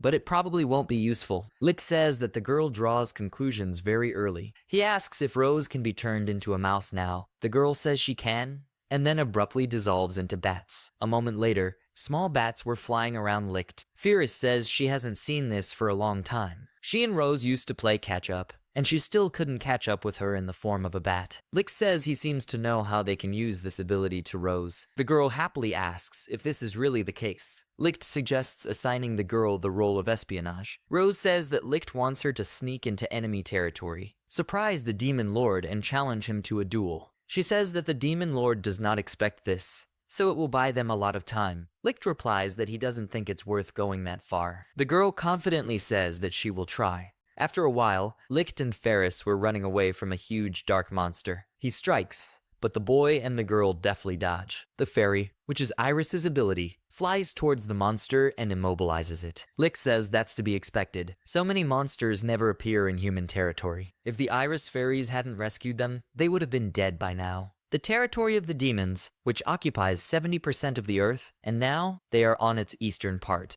Ferris turns to Licht and asks him about the castle ahead, and if it really belongs to the demon lord. The young man gives a positive answer. They are sneaking among the trees. Licht says that he has heard rumors about this place, but he had no idea that the castle was so big. He remembers that all the warriors of the guild never returned alive from this castle. Licht goes and thinks that he has not even come close to this castle yet, but his body is already holding him back. Licht says that Dorothy and the others should have already made an attack on the castle, so he thinks now is the time for their move. Ferris says she understood. Suddenly, the girl notices something glowing in the distance, and then this something pierces Ferris right in the heart. The girl falls unconscious. Licht runs up to her and calls her name. Licht thinks she was killed from such a great distance and so quickly. The enemy's reconnaissance squad is on a completely different level than in Dystopia. He looks around and realizes that they seem to have stopped attacking. Apparently, the shooter died immediately after the murder of Ferris. Apparently, the Ferris skill called Bitterness worked. Thanks to this ability, all the damage that Ferris receives is transferred to the attacker. Licht uses the resurrection of the dead to revive Ferris. Ferris, waking up, says that it was unexpected. She wonders if this attack has hurt the girl. Licht says the girl covered for her. The girl says that this time the attack was too sudden, so there's nothing she can do. She asks Licht to be on guard. After a while, Ferris and Licht move on. The young man thinks that they are not being attacked. The enemies should be confused right now. This is their chance. Licht had to use resurrection. It would be good if the enemies didn't find out about it. If they understand how bitterness works, then it will be very easy to resist this ability. In any case, the young man would not like to see Ferris dead again. The girl turns to the young man and asks what suddenly happened. Licht says that from now on, Ferris should not leave his side one step. The young man thinks that if necessary, he will protect her himself. Ideally, I would like the girl to use her ability on the Eastern Demon Lord, and for this to work, you need to hide his skill until the last moment. Ferris says that she certainly doesn't mind, because she and Licht are partners. The girl is embarrassed and says that she also wants to be around. Approaching the castle doors, Licht says that they do not know what enemies will be waiting for them, so he asks the young man to be on his guard. The girl grabs the Licht. At that moment, a huge man was shouting and asking what was going on here. The girl turned to Mr. Doba and said that she had come, and the girl was already in such a state. Doba said that, really, the enemies had already entered the castle. Luluka's intelligence abilities are among the best among all demons. He doesn't know who killed her like that, but he probably knew who he was aiming at. The girl turns to the gentleman and asks what will happen to the girl. The man says that he needs to leave her now, and later they will figure it out. The girl apologizes and says that she feels like she was killed in a strange way. The man says he thought so too. There are no signs of a battle in this room. The enemy may be very strong, but this girl couldn't die without fighting back. The girl is a Luluka, and she led an army of demons. Doba says that apparently, Luluka took damage immediately after the enemy's attack. The girl asks if it is possible that they have a demon who has the same abilities as her. Doba replies that it is unlikely, because these abilities cannot be one-in-one. But there is something different here. Suddenly Doba turns around. He realizes that someone has entered the castle. He orders the girl and tells her to inform the others about Luluka's death. The girl says she understood. Doba also adds that it may not be useful, but just in case, she should warn His Majesty, the Demon Lord Garga. He then tells her that they will meet later, as soon as he is done with these scoundrels who have entered the castle. The girl runs away and wishes the man good luck. Doba pulls out his sword, which is the Sword of Disgust. He is able to accumulate and increase his power when she feels hatred, and now he is in the best shape. Meanwhile, Licht and Ferris had already entered the castle. Licht realizes that the invasion was successful. Dorothy's spirits have already surrounded this perimeter. Then Licht is hailed from the side. Doba says that the young man and the girl are very brave, since they decided to invade the territory of their castle. The young man turns to Ferris and asks her to stand behind him. The man says his name is Doba. He says he sees that the spirits of the intruders are everywhere here, and whether they will disappear if he breaks the young man into pieces. Licht says that who knows and offers him a try. Suddenly, the young man next to Doba says that how dare Licht talk to Mr. Doba. Doba orders the young man to be silent. Then he turns to Licht, calling him a man, and says that he asked for it. The man lunges and attacks Licht, but the young man managed to block his lunge. Doba says that he realized that the young man knows how to handle a sword. He says that Licht is not like all the other people who dared to come to this castle. However, Licht is not strong enough to defeat Doba, so only death awaits him. and now he will show Licht what strength means. Licht barely blocked this lunge. Doba asks what happened and why the young man can't fight back, or is it really more important for him to protect this girl? Ferris asks Licht for forgiveness and says that it won't be a big deal if she dies. Licht says that they will save the power of Ferris for the Demon Lord. Now they just have to deal with these small insects. Doba says that, apparently, Licht underestimates them. One of their assistants, Doba, breaks past Licht and goes to attack Ferris. The young man screams that the girl is finished. At this moment, the second assistant of the prey, an archer, shoots an arrow directly at Ferris, and the first young man delivers many cutting blows with a blade. The girl falls unconscious. The young man smiles and says that Ferris is weak, and next time she will know how to invade someone else's territory. The young man runs to Dob, but suddenly dies from the same wounds as Ferris. Dabu sees this and says that they have received exactly the same damage. He asks Licht if this girl was able to repel their attack, or if the attacks fight back themselves if someone wounds her. Doba says that apparently he is right, and now it is clear that he killed Luluka. He says that who would have thought that she would be overtaken by her own attack. He starts to give more and more on Licht. However, suddenly his hands start shaking and the sword falls out of his hands. The man does not understand what is happening, and blood suddenly starts flowing from his eyes. The man falls to the floor. Licht approaches Ferris and uses the resurrection ability. The girl opens her eyes, apologizes to the girl, opens her eyes, apologizes to the boy for the fact that she died. Licht says it's his fault that he couldn't protect her, because after all, he can't handle 3 opponents at once. At that time, Doba, who is still alive, asked the young man what he had done. He asks if the young man really used a strong poison, for which there is no antidote. Licht is going to tell him, but he says that if he tells Dob about it, he will inform his demon lord about it. He sighs and says he can hide as much as he wants. Licht realizes that, apparently, it was the Iris fairies who poisoned him. Ferris says the fairies arrived much later than she thought. Licht says they need to join Rose as soon as possible. The girl says she understood. At this moment, a girl bursts into the room of the demon lord Gargi and says that she does not feel the soul of Mr. Prey. Garga says that he knows this and replies that things have taken an interesting turn of events. In the castle of the Eastern Demon Lord, Garga sat on the throne. Doba, the commander of the general's army, died. Luluk was also gone. This time, the opponents came prepared. He thinks he is more concerned that there is no other demon lord here. That is, area. First you need to deal with small insects. In the last few hours, he realized that he was feeling the excitement of the upcoming battle. Garga felt bored, killing every time adventurers who decided to conquer his castle. He had the idea of trying to take over the world, but he found it too troublesome.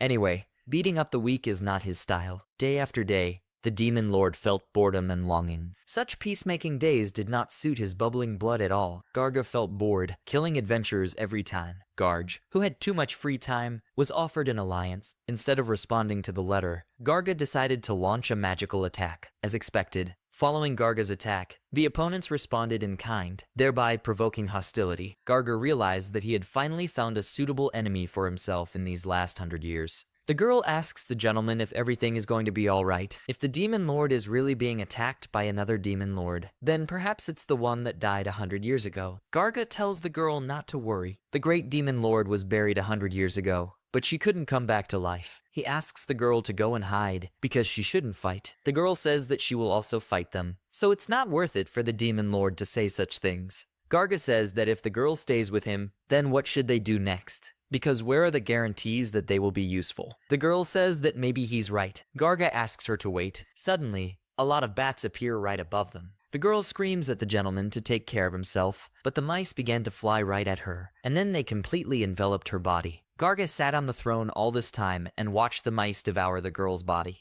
Then he notices that the girl's body has been taken under control. She goes to his throne and starts howling. Garga remembers her smiling face, and then uses a demonic incision and executes the girl, chopping off her head. Rose comes out to him and asks if it is not cruel to her servant, and then says that, however, it is not for her to teach him. Garga looks at Rose and says that the vampire got out. The girl says her name is Rose. She also tells Garga that he will regret underestimating their demon lord. The man says he knows it. In any case, he wanted to fight her, not her ward. He says that he will deal with the girl quickly in order to dispel boredom. Then he looks at Rose and says that he realized that the girl also does not know where her demon lord is now. The girl says that Garga is just a scoundrel. Her fingers lengthen and attack the demon lord right next to his neck. He asks if the girl really thinks of turning him into her slave. She asks how he knows this. Then she wonders if maybe the demon lord Garga can read minds. She wonders how he can be defeated. The girl continues to attack him. Garga asks if the girl is going to give up. He was right to have fun today. He says it was in Rose's best interest to just wait for her demon lord to arrive. The girl continues to attack him and asks him to be quiet. At one point, the girl stumbles and falls. Garga says how about giving up already, because he understands that Rose is not fighting at full strength. He says it's not in his best interest to bully weaklings. Rose thanks him for his concern. The man steps right on the girl's body. He says that if she doesn't start fighting seriously,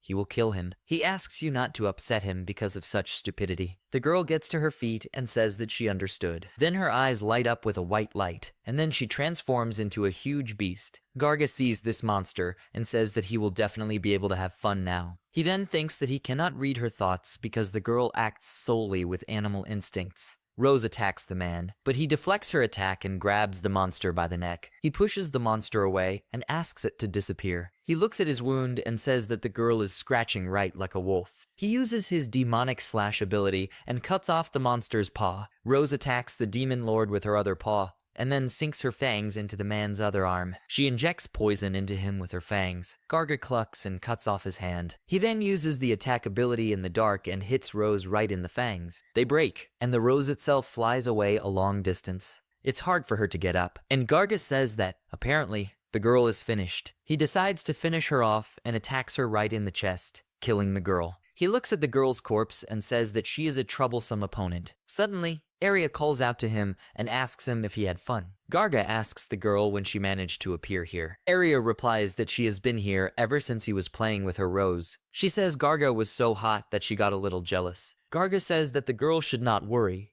because he has such manners. He doesn't look down on her, but the girl didn't get involved in their fight. He wonders why. He looks at his wound on his only arm and thinks that he hopes that he will have the strength to control only with his right hand. Then he says he understood. The girl in front of him is the demon lord Arya. He says that she has decent servants, so the man is even envious. The girl says she hasn't even introduced herself yet. Garga says that he knows that the girl is now preparing a magical attack. He asks the girl not to be shy and says that she can attack him with a calm heart. Arya frowns and asks not to say another word. Garga thinks that with this provocation, he will try to weaken her attention a little and take her by surprise. He thinks it should work, even if it's a demon lord in front of him. Arya says that Garga should be cured, and then asks why she shouldn't just use healing magic. Arya asks if Garga really thinks she will fight against the young man when he is in such a state. She says she's not that tactless. A man uses the healing ray ability to heal himself. The girl asks if he is ready to start. Garga heads to the attack and uses his demonic slash ability. Arya is smiling a wild smile, and her eyes are shining. Arya uses her time binding ability and everything around her freezes. The girl calmly approaches Garga. He asks what is going on and why time has slowed down. Arya says Garga doesn't have to ask. He should just know that she controls time and space. She decides to demonstrate to him the way her abilities work and cuts off Garga's finger. The man is surprised, because he didn't even notice what happened. He thinks that the girl really had the intention to chop off his finger because he felt it. In any other situation, he would have been able to dodge, but not now. The demon lord Garga realizes that he can't even move. The attack is much faster than his thoughts. He can't even think of a counterattack because he doesn't even have a chance to dodge right now. He uses 2 spikes to attack, but the girl notices them in front of her face and says that he almost hit, and then slowly deviates to the side, and the spikes fly past. Garga realizes that he tried to launch 2 spikes to pierce her eyes, thereby temporarily blinding her. The man asks if the girl really fully anticipated his attack and dodged. He says she has pretty powerful kinetic vision. Arya replies that it's not like that at all, and it's just the demon lord Garga is weird. Arya asks if he really didn't realize that in this space he won't be able to move as he pleases. Garga realizes that he is in slow motion. Arya says that the man finally got it. If he could escape from this space, then they would be able to fight one-on-one with dignity. But this is an unfulfilled desire. He realizes that he died the moment he showed the girl his back. Garga says that in that case, he will have to kill her right here. Arya says that's exactly what it is. The man uses his demonic incision ability. Arya thinks that Licht and the company will come here very soon, so it's time for her to finish, because she doesn't want her charges to see this. The girl immediately finds herself behind the man's back and uses her abilities, destroying the young man's body piece by piece. Suddenly, Licht and Ferris enter the room. The young man asks if the battle has really ended already and so quickly. Arya says they're a little late. It's all over now. Licht says he is glad that everything is okay, and then sees a dead Rose. Licht looks at the dead girl in horror. Arya asks why the young man is fumbling, because he should resurrect her faster. The young man uses the ability to resurrect the dead. The girl regains consciousness when Arya strokes her face. Rose sees the Demon Lord, Licht and Ferris, and then asks what happened and where the Eastern Demon Lord is. Arya hugs the girl and tells her to calm down, because it's already over and the girl has defeated him. She says that the girl is doing well. Thanks Rose for the praise. Ferris says that Rose got to him first after all. Luke says that, by the way, Arya defeated everyone else too. Arya says that Tice and the company have handled most of them. They are her best when it comes to destroying enemies. Arya asks Licht how everything went with them, because apparently, the opponent was not weak, even despite the support of Ferris. The young man replies that he did not reveal her ability until the last moment, but it seems that he went a little overboard. Arya notes his excellent foresight, but he would hardly have fooled the Eastern Demon Lord with this trick, because he would have learned about this ability. Licht asks if this is really the case. Arya says that the young man should not worry, because it happens. She shouts that everyone is doing well and today they will throw a feast. After a while, Rosa calls Licht and says that she has brought a fish. The young man thanks her for this. Ferris asks him to help them too. That evening, they celebrated the victory over the Eastern Demon Lord and the rebirth of the Area Demon Army. At one point, Dorothy calls Licht and says that it's good that he tried his best today in every sense. The young man thanks her. He says he's terribly tired. Dorothy says it shows. Although she was not in the castle, the screams could be heard even from the street. The young man replies that this is natural, because they fought to the death. Dorothy says it's good that they won. She really didn't think it would be so difficult for them to do it. The girl then asks Rose how strong this Eastern Demon Lord is. The girl replies that he was able to anticipate all her attacks, so she couldn't do much damage to him, but only suffered herself. Licht says he's strong. Then the young man thinks about how strong Arya is. Dorothy says, addressing Licht, if there was an Eastern ruler, then there was a Western one. The young man says that there are rumors that a long time ago the heroes sealed him. The girl says that if they suddenly fight against him, then this time she wants to see everything live. She says that if Licht comes out against him, then everything will end very quickly. The young man is against this fight. At this time, Arya, who is already amused, calls Licht to come to them and have a drink. Dorothy looked at the young man with eyes full of hope. The young man said that he would not fight against him, and she should not even dream about it. After that, a drunken Arya molested him, but that's a completely different story. After some time in the castle of the King of Men, the men made a report to him. They said there was still no response from the elves. They think that you should not expect a positive outcome. The king says that, apparently, only people can be trusted. He says he doesn't want to, of course,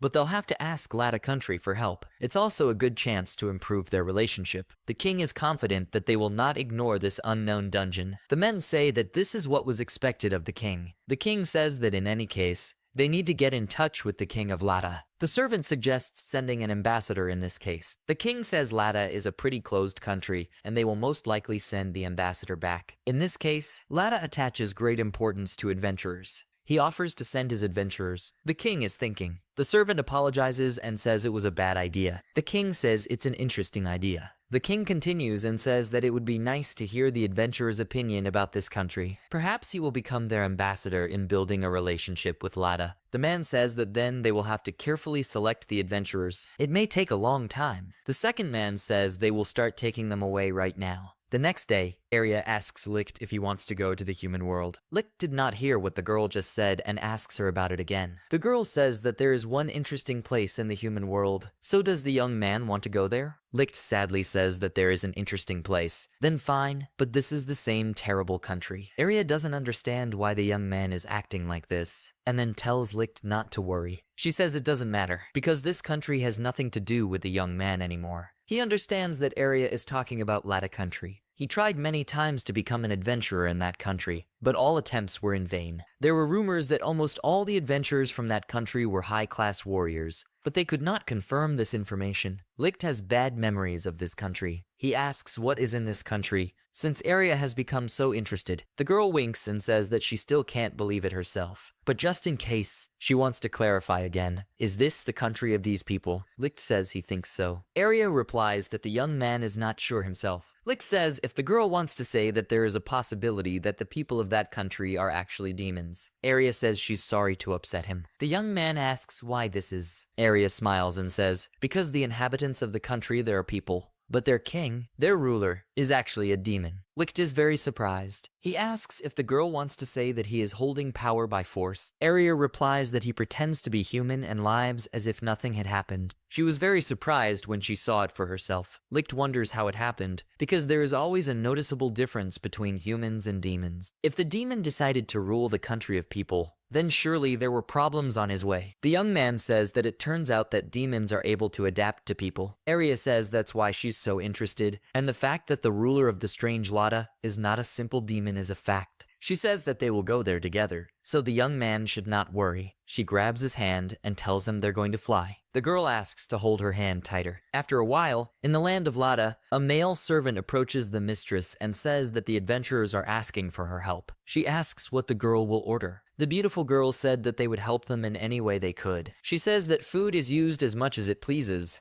but she will think about weapons later. The servant girl says that Mrs. Baron made a wise decision. She says the adventurers trust her very much. She is grateful to the Almighty that it is the lady who is their ruler. The girl says that she is glad that Anna is always with her. The maid says that someone like her does not deserve her praise, so she will follow them all her life. The girl asks the girl not to lie so sweetly, but the maid says that she always thinks about her. The girl says she was joking, and she knows that the girl will never lie to them. The girl says that in this case, she will have an important job now, so the girl could not leave her alone. Every day, Byrne set aside 1 hour to be alone with herself. The girl told the servants that if anything happened, they should call her. The girl will take her leave. Suddenly, the maid stops the girl and says that she wanted to ask something, namely, why the Lada country has no ties and relationships with other countries. The girl says that this is because they do not want to break traditions, because the distinctive feature of Lada is that she pays special attention to adventurers. She asks the maid,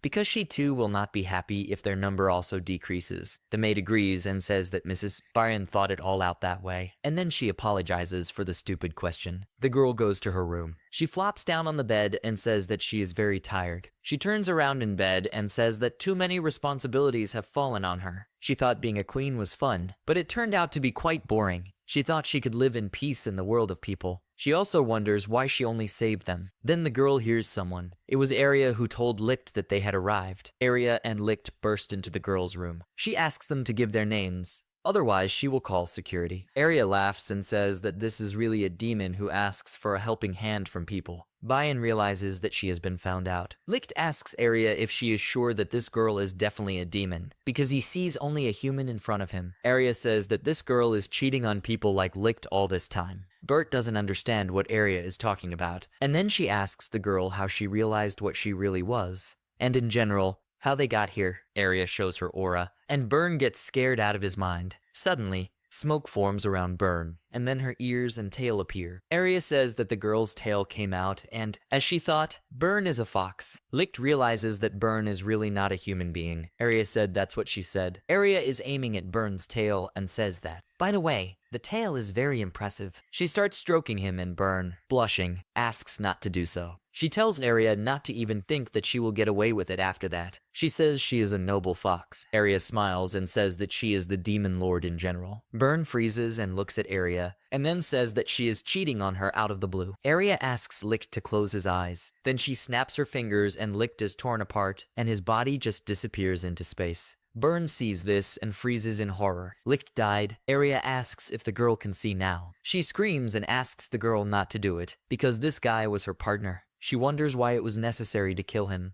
because it's too much. At this point, Licht's magic is activated. He resurrects and asks why he was killed. Byrne screams in horror. Arya asks Licht if it didn't hurt him. The young man says that's not the point at all. Byrne asks Arya who they are and if Arya is really the demon lord. The girl says that's how she introduced herself from the very beginning. She then says that the truth is that Licht is human. Byrne reflects on the fact that bloodlust and suppression of power, as well as Arya's lightning attack, are very unusual, and no matter how much she compares, she will not find her equal. The girl bows to Arya and says she apologizes profoundly for her behavior. She asks for forgiveness and calls Arya her mistress. Arya smiles and says that Byrne is pretty smart, because she thought of merging with people. Licht tells Arya that she is amazing. The girl asks what he expected from her, because she is the Lord of Demons. Suddenly, the maid turns to Mrs. Byrne and says that she heard some strange sounds, and then asks if something happened to the girl. Byrne says that everything is fine, so she doesn't have to worry and go back to work. Anna says that she understood everything, and if something happens,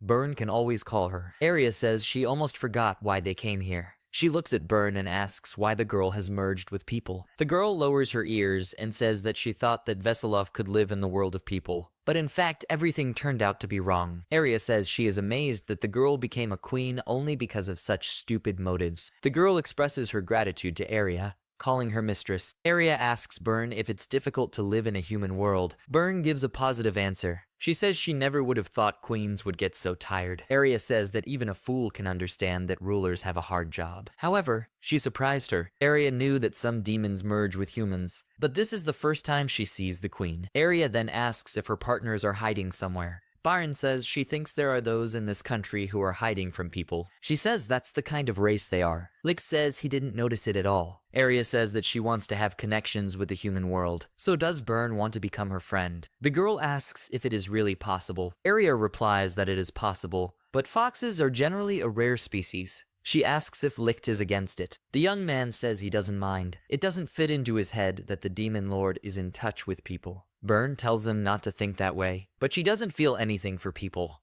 so she wouldn't betray demons for anything. She asks if it's not difficult for Arya. Could she guarantee her safety? Arya says Byrne doesn't have to worry about it and relies on her. Finally, the negotiations were over. Byrne then turns to Licht and asks why he didn't die from the demon lord's attack. Arya says that Licht has an ability called Resurrection of the Dead. He can resurrect dead creatures and people. As the girl has already noticed, he can also resurrect himself. Arya also says that if Byrne dies, he can resurrect her in a flash, so she can be grateful in advance. The girl is surprised and says that it turns out to be like immortality. For Byrne, the guarantee of life looks much more attractive than any treasure, even after many years and dreams of an eternal fun life. Finally, her dreams came true. Arya waves her hand and says that next time she will come and taste something delicious. Anna comes into the room and asks Byrne what happened after all, because she heard some strange noises. Byrne says you shouldn't worry about it. The girl says that she is a servant of the mistress and as a person worries about her. Byrne smiles. Anna says that they look pleased, and because of this, she is now also pleased. Byrne asks Anna to come closer. He asks what the girl thinks about this country. The girl says that this is a wonderful country. There are a lot of good people and adventurers here. And the most important thing is that this country is run by Mrs. Byrne. Byrne calls Anna a good girl and then pats her on the head. She says that Anna's hair is sticking out a little and then asks her to hand her a comb. Byrne then combs the girl's hair and asks her what she thinks not about the country, but about Byrne. Anna smiles and says that Miss Byrne is a wonderful person who cares about her, so she respects her more than anyone in the world. Byrne smiles and says if she becomes a demon,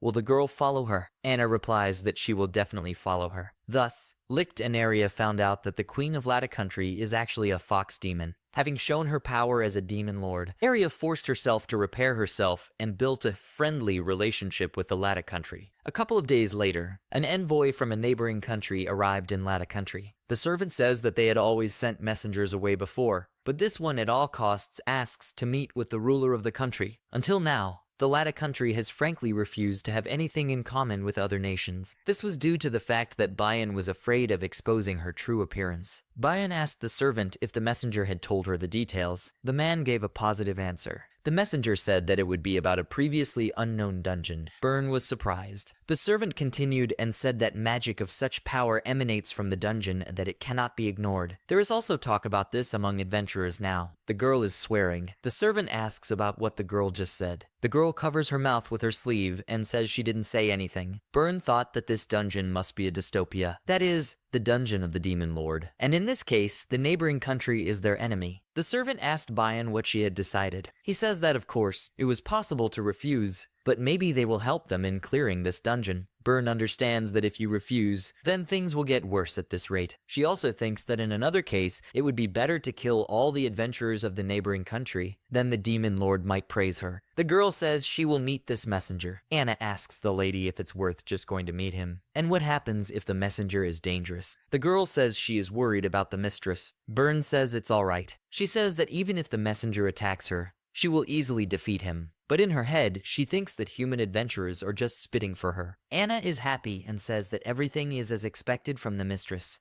Byrne asks if she needs help, if Anna can save her. The girl clenches her fists and says that the mistress can count on her. Byron covers her face with her sleeve and says what happens if she just sends the adventurers straight to the dungeon, and Mrs. Area cleans them up herself. The messenger enters the ass and happily says that he is very grateful to meet Her Highness. He says that he is an envoy from the neighboring country of Lasaga, as well as an S-rank adventurer named Gate. The girl greets the young man and introduces herself, calling her name Byrne. The girl says that the approximate essence of the conversation has already been reported to her by her servant. She asks if the man wanted to discuss the unknown dungeon with her. The young man rejoices and says that everything is exactly like that. He's glad it won't take her long. Byrne asks if they really plan to enlist the help of his state. The young man laughs and says that Byrne really sees through him. He says they sent 4 of their adventurer fighters there earlier, but none of them came back. Gates says there's probably a monster in this dungeon. If we leave everything as it is, then he is afraid that danger will await not only the human world, but the whole Earth as a whole. He says that at the moment a lot of adventurers are discussing this dungeon, and he, as one of them, can assure the girl of this. Byron asks Mr. Gate if he is an adventurer. The young man says that he has been working with them for many years, but it seems to him that this case is unique. Given the strength of the adventurers who did not return, it would be expected if something like a demon lord dwells in this dungeon. It is said that there has been activity in the eastern demon lord area recently. Byrne asks if the young man wants to say that there is a demon lord in Dystopia. In that case, this is a very difficult opponent. Gate says that if this is really the demon lord, then he is not averse to defeating him at the cost of his life. There is a sword in the forest, the sharpness of which increases in proportion to the damage done to you. If you make the most of it, then you can certainly compete with the demon lord. Byrne thinks that even so, this area has a licht that will easily resurrect her, although even this guy won't be able to touch her with a finger. Byrne says that, in that case, she can rely on Gate, because she believes his eyes. She says she will provide them with some of her adventurers, even though there may be casualties. The man was very happy. He bows to her, banging his forehead on the table, and says that he is very grateful to Queen Byrne. The girl asks when they plan to attack the dungeon. The man says that the preparations on their part have already been completed. He says they can move out as Queen Byrne orders. The girl says that she will need a little time to prepare their fighters. The girl asks if this arrangement suits a man. Gate replies that everything is fine. He did not pick up adventurers himself for a long time, who would fight side by side. Byron thinks he's using the allotted time to report the entire conversation to Miss Area. Gate says he is counting on the help of Queen Byrne and swears that they will definitely return victorious. The girl giggles and says she can't wait. At this time, in Dystopia, Dorothy turned to Licht and asked where he got these fruits from. The young man replied that he had received a gift from Iris and Tisa when he came to visit them. He says he won't eat everything, so he'll share it with the girl. The girl says that he quickly understood everything. In this case, she suggests that he eat them together, because she herself will not eat everything alone. Dorothy says that after all, the enemies don't come. Her ghosts are scouting the area, so she doesn't have much to do. At first, they carefully went around the entire dungeon, but there were no enemies anywhere, so they haven't had any work lately. Licht says that on the other hand, this dungeon was originally without monsters. Licht, on the contrary, likes to live in peace. The girl says that she also likes a quiet life. You can get tired of constant battles quickly. Dorothy even thinks that while they are resting, Rose is doing everything for them. The girl says that she wanted to help Rose recently, but she said that everything was fine and refused. Dorothy thought it was some kind of job that they couldn't do. Licht says Dorothy is a vampire, so he can't even imagine what kind of job there might be. Dorothy even assumes that Rose is avoiding them. It upsets her. Licht says that Rose is not one of those who will just hate them so much, so he asks Dorothy not to worry. The girl asks if Licht has become so friendly with her. The young man replied that he was not sure about it himself, but perhaps she did not like him. Licht says he has a good relationship with Ferris. Dorothy calls Ferris strange and says that she didn't really communicate with her. By the way, she doesn't leave the room much. The girl asks if she can come in. Licht says that she thinks that she has a lot of free time lately, so Dorothy can come to her, and Ferris will be happy about it. The next moment, Arya bursts into the room, kicking the doors off her feet. She is happy and shouts that people are going to clean up Dystopia, so everyone should get ready.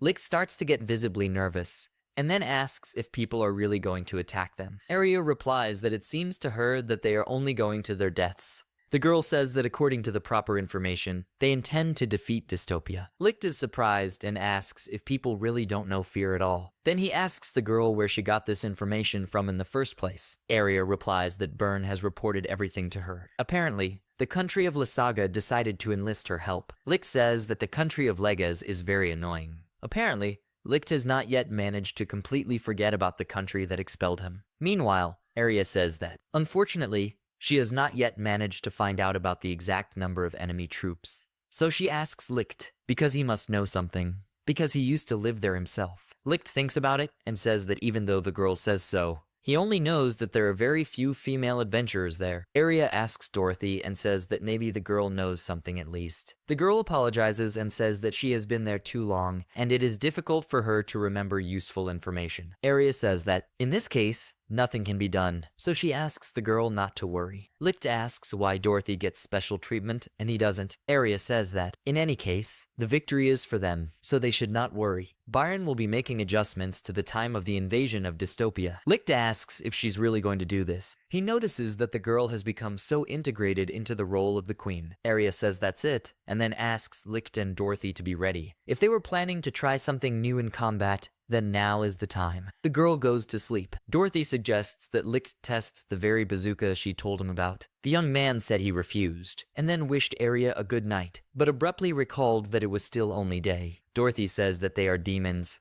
which means that their rhythm of life is completely different. Dorothy says that, for sure, the demon lord is most active at night. Arya interrupts them and says that she just works day and night in reverse order. Dorothy apologizes to Licht. Licht tells Arya to try to establish a healthy lifestyle for herself. Dorothy says that everything was eventually pinned on them. Licht tells her that they need to get everyone else together first. Sometime later, in the Bat Cave, in the halls, Rose meets Licht and says that she has prepared coffee for him. She asks if Dorothy will have black coffee. Dorothy agrees and thanks Dorothy. Licht also thanks the girl and says that she shouldn't serve them like that. Rose says that coffee is especially delicious after a long day at work. Licht says that he constantly thinks about whether the girl is working too hard and refuses to help. Tai says that since there will be a lot of opponents, then wouldn't it be better for them to act as usual? She asks what Mr. Licht thinks. The young man replies that this is exactly how it is, and the girls will act as usual, because it will be better that way. Iris tells Sistra that it's a piece of cake, and they'll try very hard. Ties agrees with Iris and says that the main thing is not to oversleep the most important thing. The girl replies that it is difficult, but she will make an effort. Suddenly, Licht notices the trembling of the grove and says that she will receive instructions personally from the Demon Lord area. The girl is happy and asks if this is really the case. Licht says that apparently, the girl will be scouted. Rose clenches her fists on her chest and says that the Demon Lord hopes for her, so she needs to properly meet her expectations. Iris tells Rosa to try her best, because they are rooting for her. The girl thanks Iris and says that she will give her all. The girls ask Ferris what the girl will do and ask if she is back on the team with Licht. The girl clings to the young man and says that everything is exactly like that, because they have a common fate with Licht. Tice says that, apparently,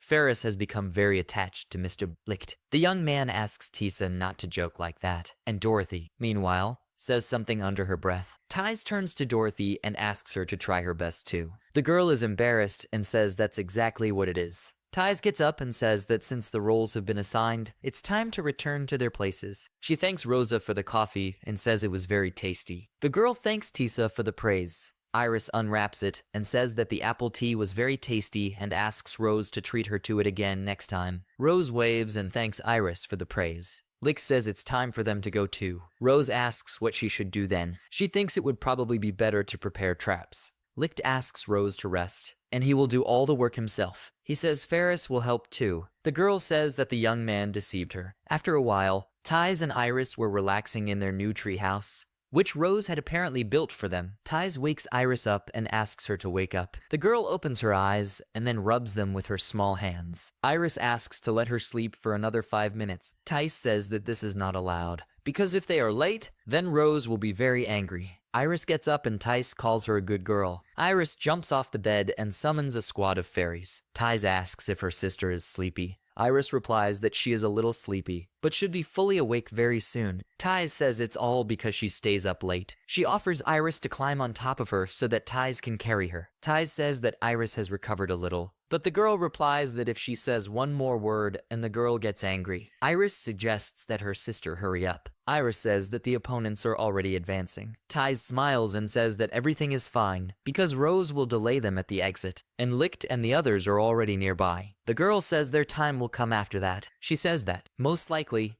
the remaining troops went along a side road, and Iris had already sent her fairies there. She says that those fairies she sent to the entrance have the effect of brutality. If the opponents have no resistance to him, they will start attacking each other. Tice says that, in that case, there should be a bloodbath at the exit now. At one point, Iris says that one of her fairies has died. There are quite skilled warriors in the troop. Tice says that's all they can do for now. She hopes that Mr. Licht and the others are okay. Tice says they need to hurry. At that time, people attacked each other and did not understand why they were doing this, because they were allies. At this time, Rose was dealing with one adventurer after another. The warriors were scared and said that there was a real monster in front of him. Rose was smiling sweetly. Suddenly, one of the warriors began to feel unwell. The next moment, he stood up and began to attack his former colleague. He pushes the man away and asks if this vampire bit him. The man thinks that his former ally is different from everyone else who went berserk. Even if he is the same, he is very aggressive. The man had never seen such a thing before. He cuts off his ally's head and asks what's going on, and if he's been infected with rabies too. Suddenly,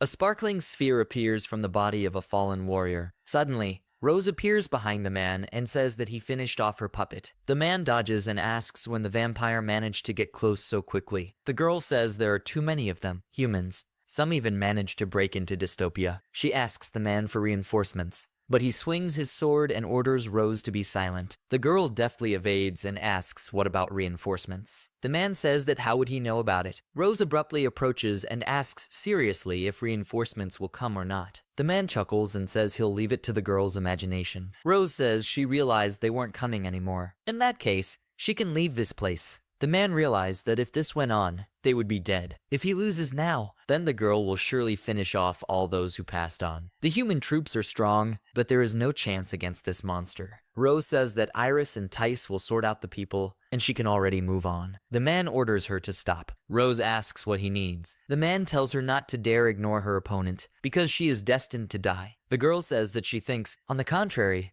a man is going to die today. A glowing sphere penetrates into his body. Suddenly his whole body shuddered, and he fell to his knees, and his eyes clouded. Rose sighs, because the man is no longer a tenant. Licht and Ferris walked through the tunnels of Dystopia. Suddenly, they saw people in the distance. Licht realized that they had made their way inside. The young man asks the girl to be on guard. Ferris replies that she understood. The girl asks if the young man will be able to fight one-on-one. Licht replies that he can do it, because he was an S-rank adventurer after all. So he thinks it won't be difficult to defeat an ordinary soldier. Suddenly, Ferris asks to look at the man in front. It was Gate. Licht says he has seen this soldier before. His name was Gate. Ferris asks if this man is known for anything. Licht replies that he is well known among people. Licht thinks that who would have thought that he would meet him here. An S-rank adventurer who has reached the top and is now the right hand of the country of people and has medals for various services that only 3 people in the whole country have received. It would not be an exaggeration to say that everyone in Lesag knows him. If you compare him and Licht, then Licht is just a small fish, and Gate is a shark. Licht turns to Ferris. The girl says she understood. She steps forward. Gate thinks about what this little girl is doing here. It is also strange that she approaches him completely unarmed. The girl asks if the young man will come closer. Ferris chuckles to himself. She then snatches a dagger from under her skirt and attacks Gate directly. Gate thinks she's aiming for the heart, but in fact she's aiming for a weapon. Gate kicks the girl away and knocks out her weapon with his foot. He wrings her hands and thinks what is wrong with her, because she is too weak. He turns to Licht and asks what the guy is up to here. Why does he say that he has already seen him somewhere? He says that Licht is a man, and then asks what he is doing here. Then he asks the young man to identify himself. But Licht replies that who knows. He grabs the dagger that Ferris dropped and heads straight for the man. Gate grabs his dagger and grabs his arm. He says he has a question for both of them, so he will make them answer all the questions. Gate takes a rope and binds Licht and Ferris. Licht asks Ferris if she is okay. The girl gives a positive answer. Gate takes the dagger and says he has the first question, and then plunges the dagger into Licht's shoulder. He asks the first question and says, "What kind of place is this?" He was supposed to be at the entrance to the dungeon, but at some point he ended up here. The second question he asks is who Ferris and Licht are. He pays special attention to Licht and says that he has seen him before in their country. He demands to tell him why the young man is here. Gate then suggests that the young man is in pain, and he is not up to his questions. He says if he were an ordinary person, he would already be vomiting in pain and begging him to stop. Then he says that he really overdid it, because Ferris is already silent too. He smiles and says that a normal girl would have burst into tears a long time ago, if only she hadn't been touched. He turns to Ferris and says that she has a question for her, so he gives her time. He takes her by the hair and thinks that she has gone mad because of fear. He asks Ferris if she hears him. Ferris turns to him and looks at him with an intimidating look. Gate lets go of her hair and then shouts for her to answer his question, and he asks Licht who he is. Then Rose rushes into the room and shouts the names of Licht and Ferris. Rosa screams that Gate is finished now, and then she rushes into the attack and kicks the man in the chin. Licht is surprised that Gate is now paralyzed. Rose was able to defeat him with one punch. The girl rushes to Licht and says that she was very worried. Licht asks the girl to untie the rope. Rose begins to cry and says, apologizing that she did not make it in time, and because of her he is injured. She says that the demon lord ordered her to check on Licht, but she was too slow. The young man says that everything is already fine, so he asks the girl to calm down and untie them. After a while, Ferris apologizes to Licht for being completely useless. The young man asks the girl not to take it into her head, because he couldn't do anything. Then the girls notice Licht's wound. Ferris tells them to go to her room, and she will treat the wound. Rose tells Licht that she will take them there. The girl throws the young man on her back and tells him not to worry. She has already cleaned up all the other enemies. Licht asks if the girl really doesn't need to stay here anymore. Rose replies that the bats have told her that they no longer hear human sounds. Ferris says it's not interesting. At this point, Arya says that as she thought, Iris and Tice have already done everything for her. She walks down the corridor, which is filled with corpses. The girl says that there are too many people and cleaning will be quite difficult. Suddenly, someone grabs her leg. She immediately uses her time binding ability, and then picks up the man by the hand and says that he is already dead, and she hoped very much. However, since so many died at once, it is unlikely that they will attack again soon. Then the girl leaves and says that she has a great idea to give everyone a vacation. After the battle is over and Rose rescues Licht and Ferris from captivity area, the Demon Lord decides to give all three of them a vacation. The characters are sitting in the headquarters in the middle of the sea and discussing the good news about their vacation over lunch. Licht is genuinely surprised that Arya decided to give it to them. He is very pleased that he can relax now. Rose listens to him attentively. Licht asks Rosa how many days she will rest, to which the girl replies that her vacation will last 4 days. The young man says that he will also rest for 4 days and notices that the girl should have asked for a longer vacation. Rose blushes a little and asks Licht to listen to her. Licht asks in surprise what happened. You can see from his face that the hero does not know what words to expect from the interlocutor. Suddenly, Rose says that she would like to fly home for a vacation. After these words, silence reigns in the dining room. Licht is very surprised to hear the word home from Rose. The young man asks again if he misheard this word, to which the girl says that he understood everything correctly. It is very difficult for the hero to believe that Rose has just uttered the word home. He remembers that he had never heard it from her before. Licht cautiously reminds Rose that she has been dead for 100 years, and perhaps her home has not existed for a long time. The girl replies that she understands this, but adds that she wants to check if this is really the case. Rose also adds that for vampires, 100 years is not such a big number, since they live long enough. The girl enthusiastically says that she is sure that her parents are alive. Licht is a little surprised and doesn't know how to answer. Licht continues to speak confidently. He shares with the girl that it would be very good if it turned out to be true, since they will surely be happy after so many years of separation. Rose is even more inspired by this speech. Rose gathers her thoughts and suddenly says that she would like to invite the hero to visit, to which he is very surprised and immediately does not find what to answer. Licht's expression reflects genuine surprise and misunderstanding. He asks the girl why she invites him to visit. Rose confusedly explains that since Licht resurrected her,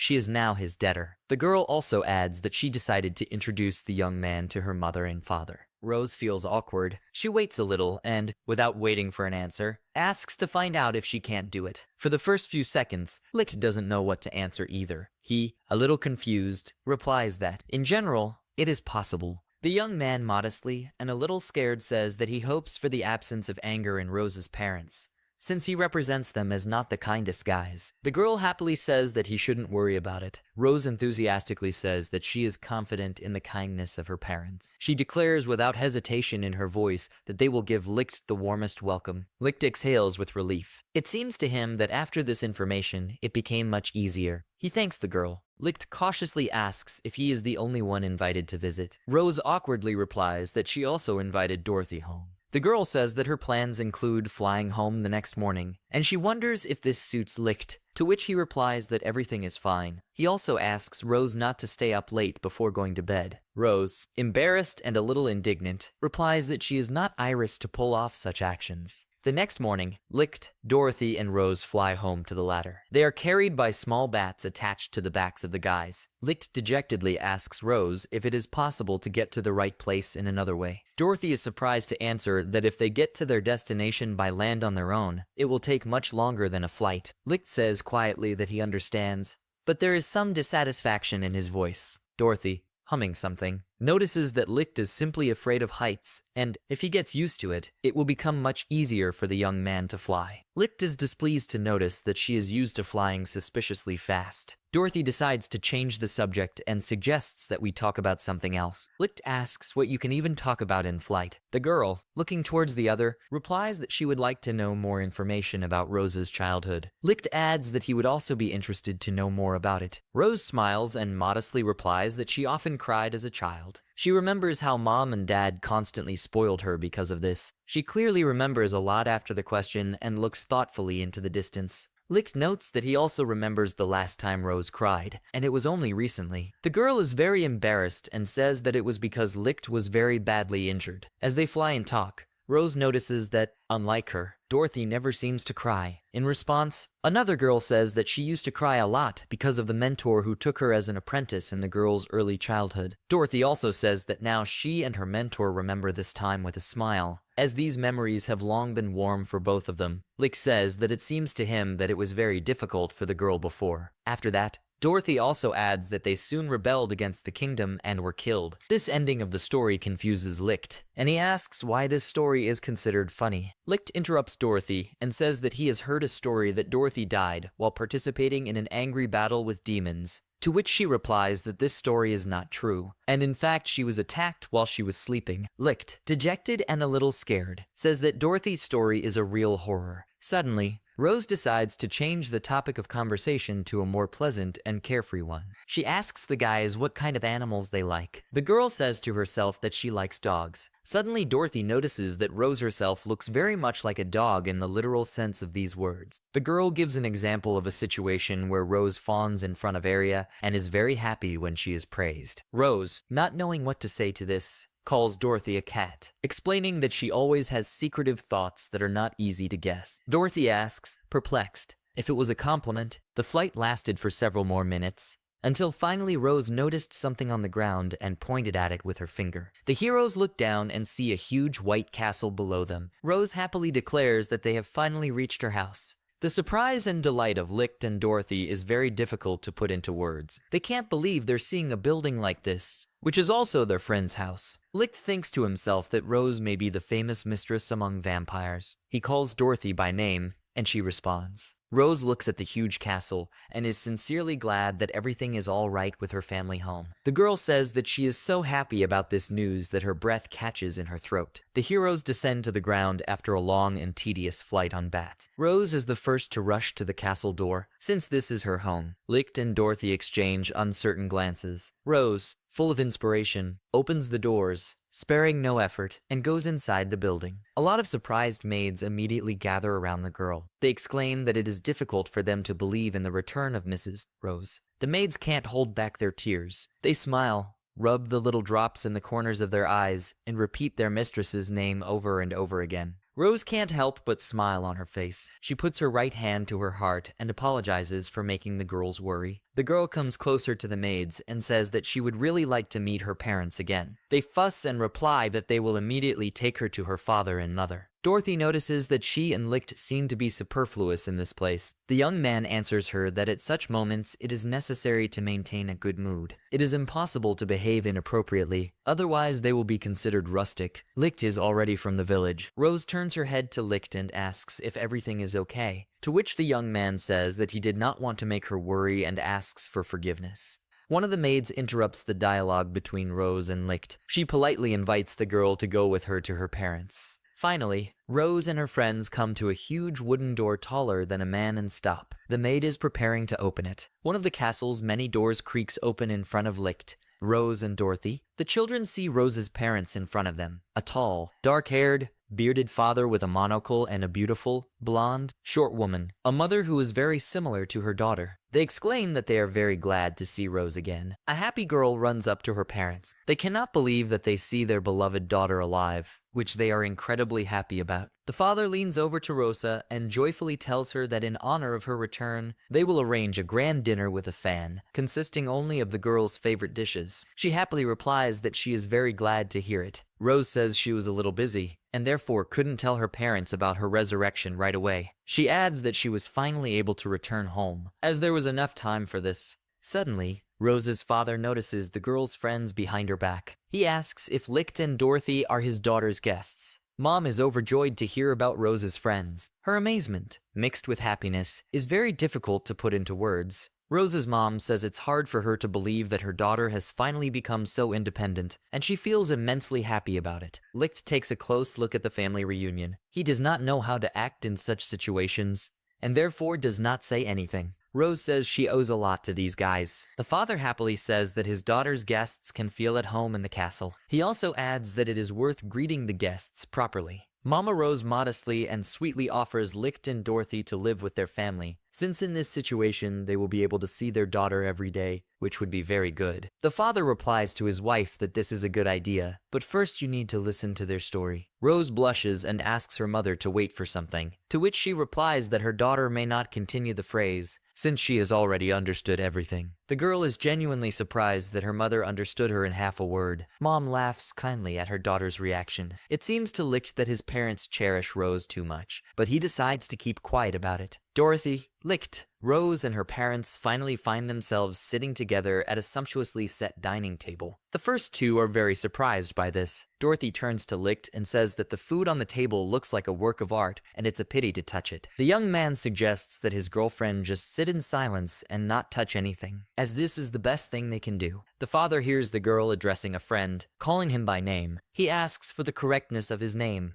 having previously named him. Rose's parents decide to introduce themselves to their friends. It turns out that the father's name is Alias, and his wife, Rosa's mother, is Camilla. Camilla says that she is very glad to meet her daughter's friends, to which they say that it is mutual. Camille notices that, apparently, Rosa owes Licht. She remembers that her daughter once served the demon lord. Therefore, the young man should be her companion in the service. Licht confirms this. Alias asks how his daughter is coping in everyday life. He adds that he hopes that everything is going smoothly. Rose says that it is not worth asking her friends about this, as such questions are embarrassing. While Dorothy is already ready to give out some information, Licht still does not know what to answer. Rose looks at the young man hopefully. Licht says with dignity and confidence that Rose does an excellent job with absolutely any job. She always does any errands, and therefore her partners love and respect the girl very much. Camilla, barely holding back tears, says that her daughter is really perfect, and she is very touched by this. Alias compliments her words, saying that they had no reason to worry and strict upbringing gave the result. Licht is surprised by the word strict. Camilla asks perplexedly why her daughter returned home only after 100 years, and says that it was possible to contact the family in any other way, because everyone was worried about the girl. Rose gathers her thoughts. Finally, having gathered herself, the girl replies that the real reason for her absence was that Rose had been dead for this long time. Parents are genuinely surprised by such words and ask what they mean if she is sitting in front of them alive now. Rose replies that something unknown killed her 100 years ago, and her remains lay in the depths of the dungeon for a long time until they were resurrected by Licht. Camilla does not find meaning in her daughter's words. She cannot believe that someone killed her daughter, and then a young man resurrected her. Rose's mother also adds that no one can resurrect a vampire, and Rose should know this. Rose proudly says that there is such a person, and his name is Licht. She also doesn't forget to mention that he managed to resurrect the Demon Lord. Camille and Alias can't believe it. For many years, they have been convinced of the exact opposite. Rose's father is in shock. He does not want to believe that his daughter was dead for 100 years until she was resurrected by an unknown person. Rose calmly says that he understood everything correctly, but makes it clear that there is nothing wrong with that, since she is alive now.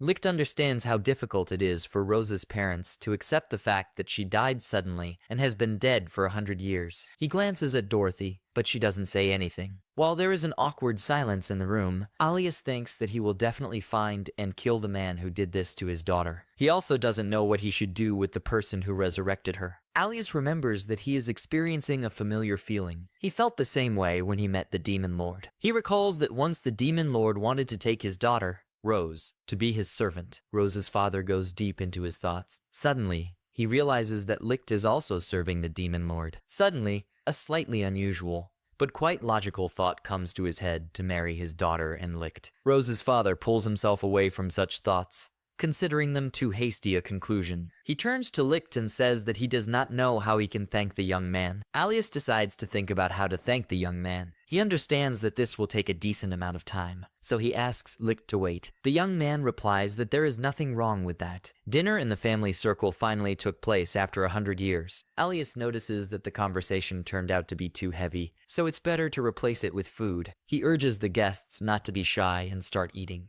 The guests and Rose's parents are still sitting at the set table. Alias turns to Licht and asks his forgiveness for the fact that the young man had to travel so far. The hero replies that it is not worth apologizing for this, because he himself does not see anything terrible in this situation. Rose's father, holding a glass in his hand, he calmly says that he never ceases to be surprised by listening to the young man's story. Alias says that it is very difficult for him to believe that Licht was able to resurrect not only the Demon Lord, but also others. Licht, hearing about the Demon Lord, decides to ask how Rose met Arya in the first place. Alias replies that it seemed to him that vampires and demons almost never got along with each other and were always opponents. Rose's father says he will never forget the day he met the Demon Lord. He also says that their whole family is in debt to Arya. The man remembers how then the Rose family was surrounded by more than 100 vampire hunters. Alias and Camille fought as best they could, but they weren't able to do it for long. Rose's parents begged the hunters to let at least their daughter live, but they would not listen to the vampires. Upon hearing this, the hunters specifically began to aim and attack the Rose. Licht realizes that it was probably at this moment that the Demon Lord came to the rescue, and Alias confirms his assumption. The man recalls that when the hunters continued to attack Rose, suddenly the Demon Lord appeared behind them. At first, Rose's parents thought that she would join their enemies, but suddenly Arya began to attack the hunters. Licht, hearing this story, says he understands Arya. He looks very sincere when he says it. Alias keeps talking. He remembers what the Demon Lord looked like. Rose's father says that suddenly Arya did something extraordinary. The man says he remembers how suddenly, in one moment, all the hunters were lying dead on the ground. The whole area was littered with bodies. Alias says that the whole family was very surprised that the Demon Lord saved his vampire opponents. He adds that he did not know what Arya's intentions were. The man says that after this incident, the Demon Lord became a real hero for little Rose. A puzzle is forming in Licht's head, and he understands why Rose is so devoted and respects Arya at the moment. The young man decides to ask what happened after the Demon Lord rebuffed the hunters and saved Rose's family. Alias replies that they, of course, thanked Arya. To this, as Alias remembers, the Demon Lord responded by asking for a favor in return for help. She wanted Rose to be her companion. Licht says that such an act really suits Arya. Alias continues by saying that he and Camille were worried, since it was about their only daughter at the time. But Rose bowed to Arya and agreed to be her companion. Licht thinks peacefully that the Demon Lord has managed to see the talent in little Rose. The man says that the family has always respected Rose's choice, so no one objected to her decision. He also adds that he considers the family's decision to be correct so far. The young man confirms this with a smile on his face. Alias decides to ask how. In turn, Licht is related to the demon lord and mentions that he remembers that people have always been at enmity with demons. Licht's face instantly darkens after the question. He is silent for a short time and soon responds that his act is revenge on people. The man is genuinely surprised by this answer. Licht says that he has not yet told even Arya about the motive for his action. The young man explains that he cannot forgive people after they completely ruthlessly banished Licht from his world. Licht confidently says that he will not back down from his people under any circumstances. His face radiates the purest confidence. Alias realizes that Licht really had a good reason to help the demon lord. The man decides to ask the young man if he can help him, but does not have time to do so, as he is interrupted by Rose. She approaches Licht from behind and very interested asks what is so important her father is talking about with the young man. Alias replies that he and Licht are talking about the old days and asks the young man to confirm this, to which he agrees. Rose says she understood and apologizes for interrupting the conversation. Rose wishes her father and Licht good night and, tired after a long flight, slowly goes to her room to go to bed. Alias turns to Licht and says that it seems to him that they are very much engaged in a conversation and it's time to end it. Licht thanks Rosa's father for everything. Licht goes to the room to rest, but suddenly Dorothy calls out to him and asks the young man to wait. Licht apologizes to the girl for walking too fast, to which she asks him to walk slower. The two of them arrange a walk through the old vampire castle, where their mutual friend has lived since childhood. The heroes say that even the most ordinary corridor sparkles, as it is polished to a shine in this castle, and they do not know if it is possible to walk on the carpet in street shoes. One of them notices that the castle is full of things that should not be touched, although Rosa has allowed it. One of the guys offers to visit the very place that Rosa mentioned, if they can find it. In response to the offer, the other agrees, saying that the library in this castle should be huge. Licht notes that there must be a lot of different books in it, and therefore everyone will find something to their liking. Dorothy hopes that this will indeed turn out to be the case. The girl asks her friend where they should go, to which he replies that he does not know himself, so he suggests asking the inhabitants of the castle for directions.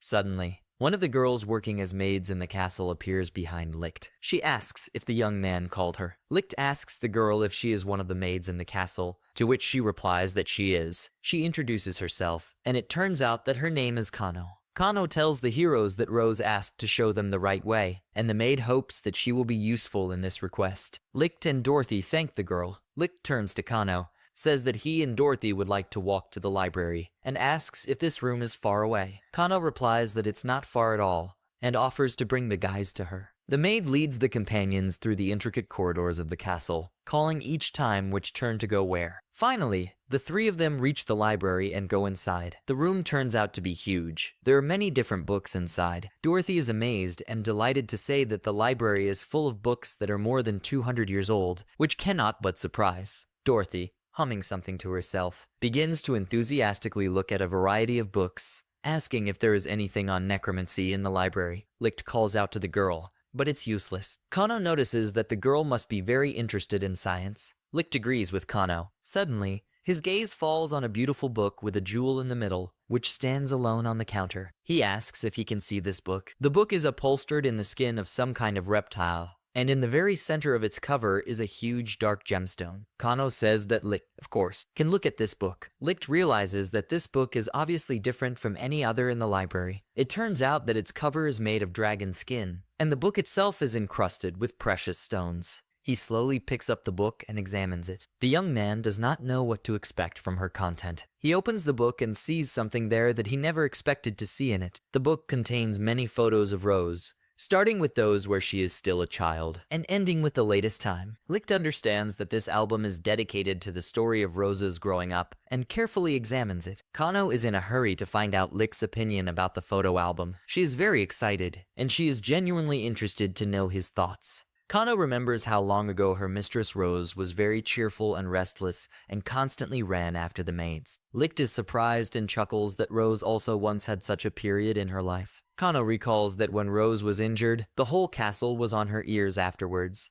as everyone in it was worried about her condition. The maid says that she likes the current calm and reasonable Rose, but she also loves the past version of her. Suddenly, Kano breaks off and apologizes for saying such things. Licht replies that everything is fine. He sees another series of photographs and asks if they relate to that time. Kano says that the young man is right, and one of them shows Rose getting sick, and the other shows her sleeping. Licht understands that he can learn a lot of new things. Suddenly, while Licht is looking at the photos and thinking about Rose, Kano turns to him, pulling the young man out of his thoughts. She hands the hero a camera and says that she would like to see Rose working for the Demon Lord, hinting that next time Licht would capture this moment. Kano also adds that, of course, he should not do anything for free, and for such a young man will definitely receive a reward. The maid begins to enthusiastically ask what he needs. While mentioning people's money and treasures, Licht, fussing, replies that he doesn't need anything. Surprised, Kano asks if he is sure of what he is giving up and asks him to think better. Licht asks if he just needs to capture Rose at work. Kano happily says that the young man understood everything correctly, and she is counting on him. The maid asks to take at least 1,000 photos. She also adds that Rose's parents will also be very happy about this. Licht is surprised by the word 1,000. Licht says that 1,000 photos is too much, to which Kano says he will give 1 kilogram of gold for 1 piece. The young man offers to give all the gold to Rosa, as she knows exactly what to do with it. Suddenly, Dorothy bursts into the conversation, joyfully declaring that she has found a very interesting book. Dorothy says that thanks to the book, she learned a lot of new valuable information, and also casually adds that she would give absolutely any amount for such a book. Licht looks at the book and realizes that it is written in symbols that he has not seen before. He says he doesn't understand anything. The young man asks Dorothy if she understands at least something that is written in the book. The girl replies that, of course, she understands the contents of the book. It just needs some knowledge. Dorothy happily says that in order to read such a book, it is enough to have knowledge gained from the school curriculum. Dorothy reads books one by one quickly. She puts the books she has read next to her, joyfully declaring that they will be removed later anyway. Licht is surprised by the girl's reading speed. Suddenly, Dorothy calls out to Licht, who, apparently, does not expect this, and turns to her friend with a surprised face. The girl says she wants to try something, and asks the young man to stand straight and not move. She holds out her hand to him. Suddenly, a lot of translucent hands appear from the floor, reaching for Licht, who clearly does not expect this. His arms completely wrap around his legs, and the young man exclaims in surprise, first feeling and then seeing this picture. He looks down at his legs, which are constantly shaking from top to bottom, and tries in vain to escape, but his attempt is unsuccessful. Dorothy, watching this picture, feels sorry for Licht and pulls her hands back, throwing the simple word, cancel, in his direction. Licht rubs his legs with numerous sighs, letting Dorothy know that the young man did not like this experience too much. He asks if it was written about this in the book. The girl says that in the book it was written practically about what she did, but there is a slight difference. In the book, a corpse may be needed for this. Dorothy says that since there is no dead body nearby at the moment, she will try later. Dorothy sighs dejectedly and is sad that there are no enemies nearby, and the new skill cannot be applied to any of them. Licht asks her friend not to say such terrible things. The young man cautiously, but with interest, asks what Dorothy is going to do with the corpse, to which she replies that she wants to put the soul into the dead body and control it. However, the girl interrupts her speech and looks closely at Licht. She says there is one small but. She turns to Licht and says that such a skill is not necessary with him, since this method requires time and a dead body, and it also does not work in any situation. Dorothy looks piteously at Licht and admits that she is a little jealous of him, to which he responds with a questioning look. Licht perplexedly asks Dorothy what she means, to which she hurries to answer that it's nothing, refuses this question. The next morning, while Licht is in the Rose family castle, sleeping in one of the many rooms, someone comes to wake him up. She asks Licht to wake up. The man, without waiting for Licht to wake up, begins to shake him so that he wakes up as soon as possible. This person turns out to be Rose. The girl sincerely does not know what to do, and, glancing furtively around, decides to act radically, as she must wake up a friend. She, saying that there is no other way out, leans towards the young man. Her intentions are known only to herself. Rose leans closer to Licht, but the young man suddenly opens his eyes and looks at his friend with obvious bewilderment. Surprised, rather shocked,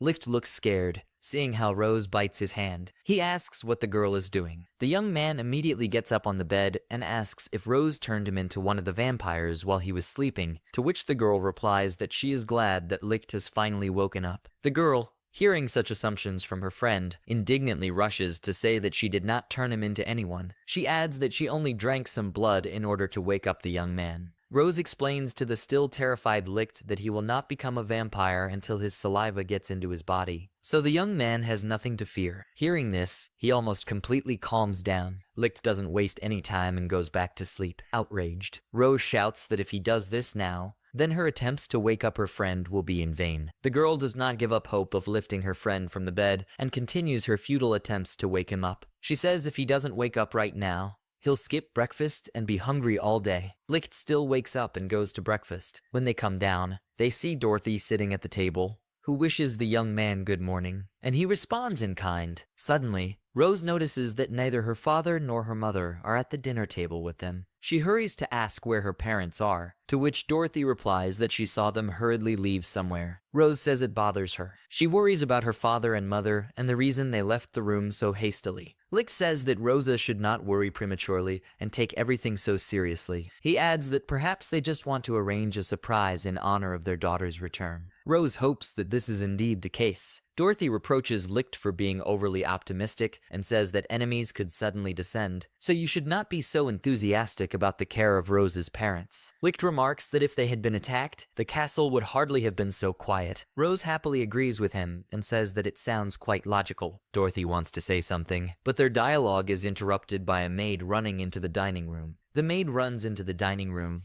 opening the doors, that uninvited guests have come to the castle, which, of course, is very bad. Dorothy, Licht and Rose turn in fright at the bustling maid and realize that something is definitely wrong. Licht, Rose, and Dorothy are frightened and ask the maid which uninvited guests decided to visit the castle. The maid, fussing very much, quickly says that the castle was attacked by vampire hunters 3 people. Rose clarifies the number of hunters, receiving the same answer as before. There are 3 of them. The maid tensely continues to say that other maids have gone against the hunters. She looks like she's worried about them. Licht's expression changes. His voice becomes firmer, and he confidently says that he will also go to help the maids. The young man is more serious than ever. The same can be said about his girlfriends. They also decide to go with Licht to help other maids. Licht, Rose, and Dorothy run out of the dining room, and, in a very hurry, run through the numerous corridors of the castle, while they are watched by a group of guys from around the corner who are clearly plotting something. The young man in black clothes, whose face is covered, looks extremely insecure. He turns to his partner, whose name is Alf, and asks him if he is confident in his actions, knowing that it is quite dangerous to implement his plans.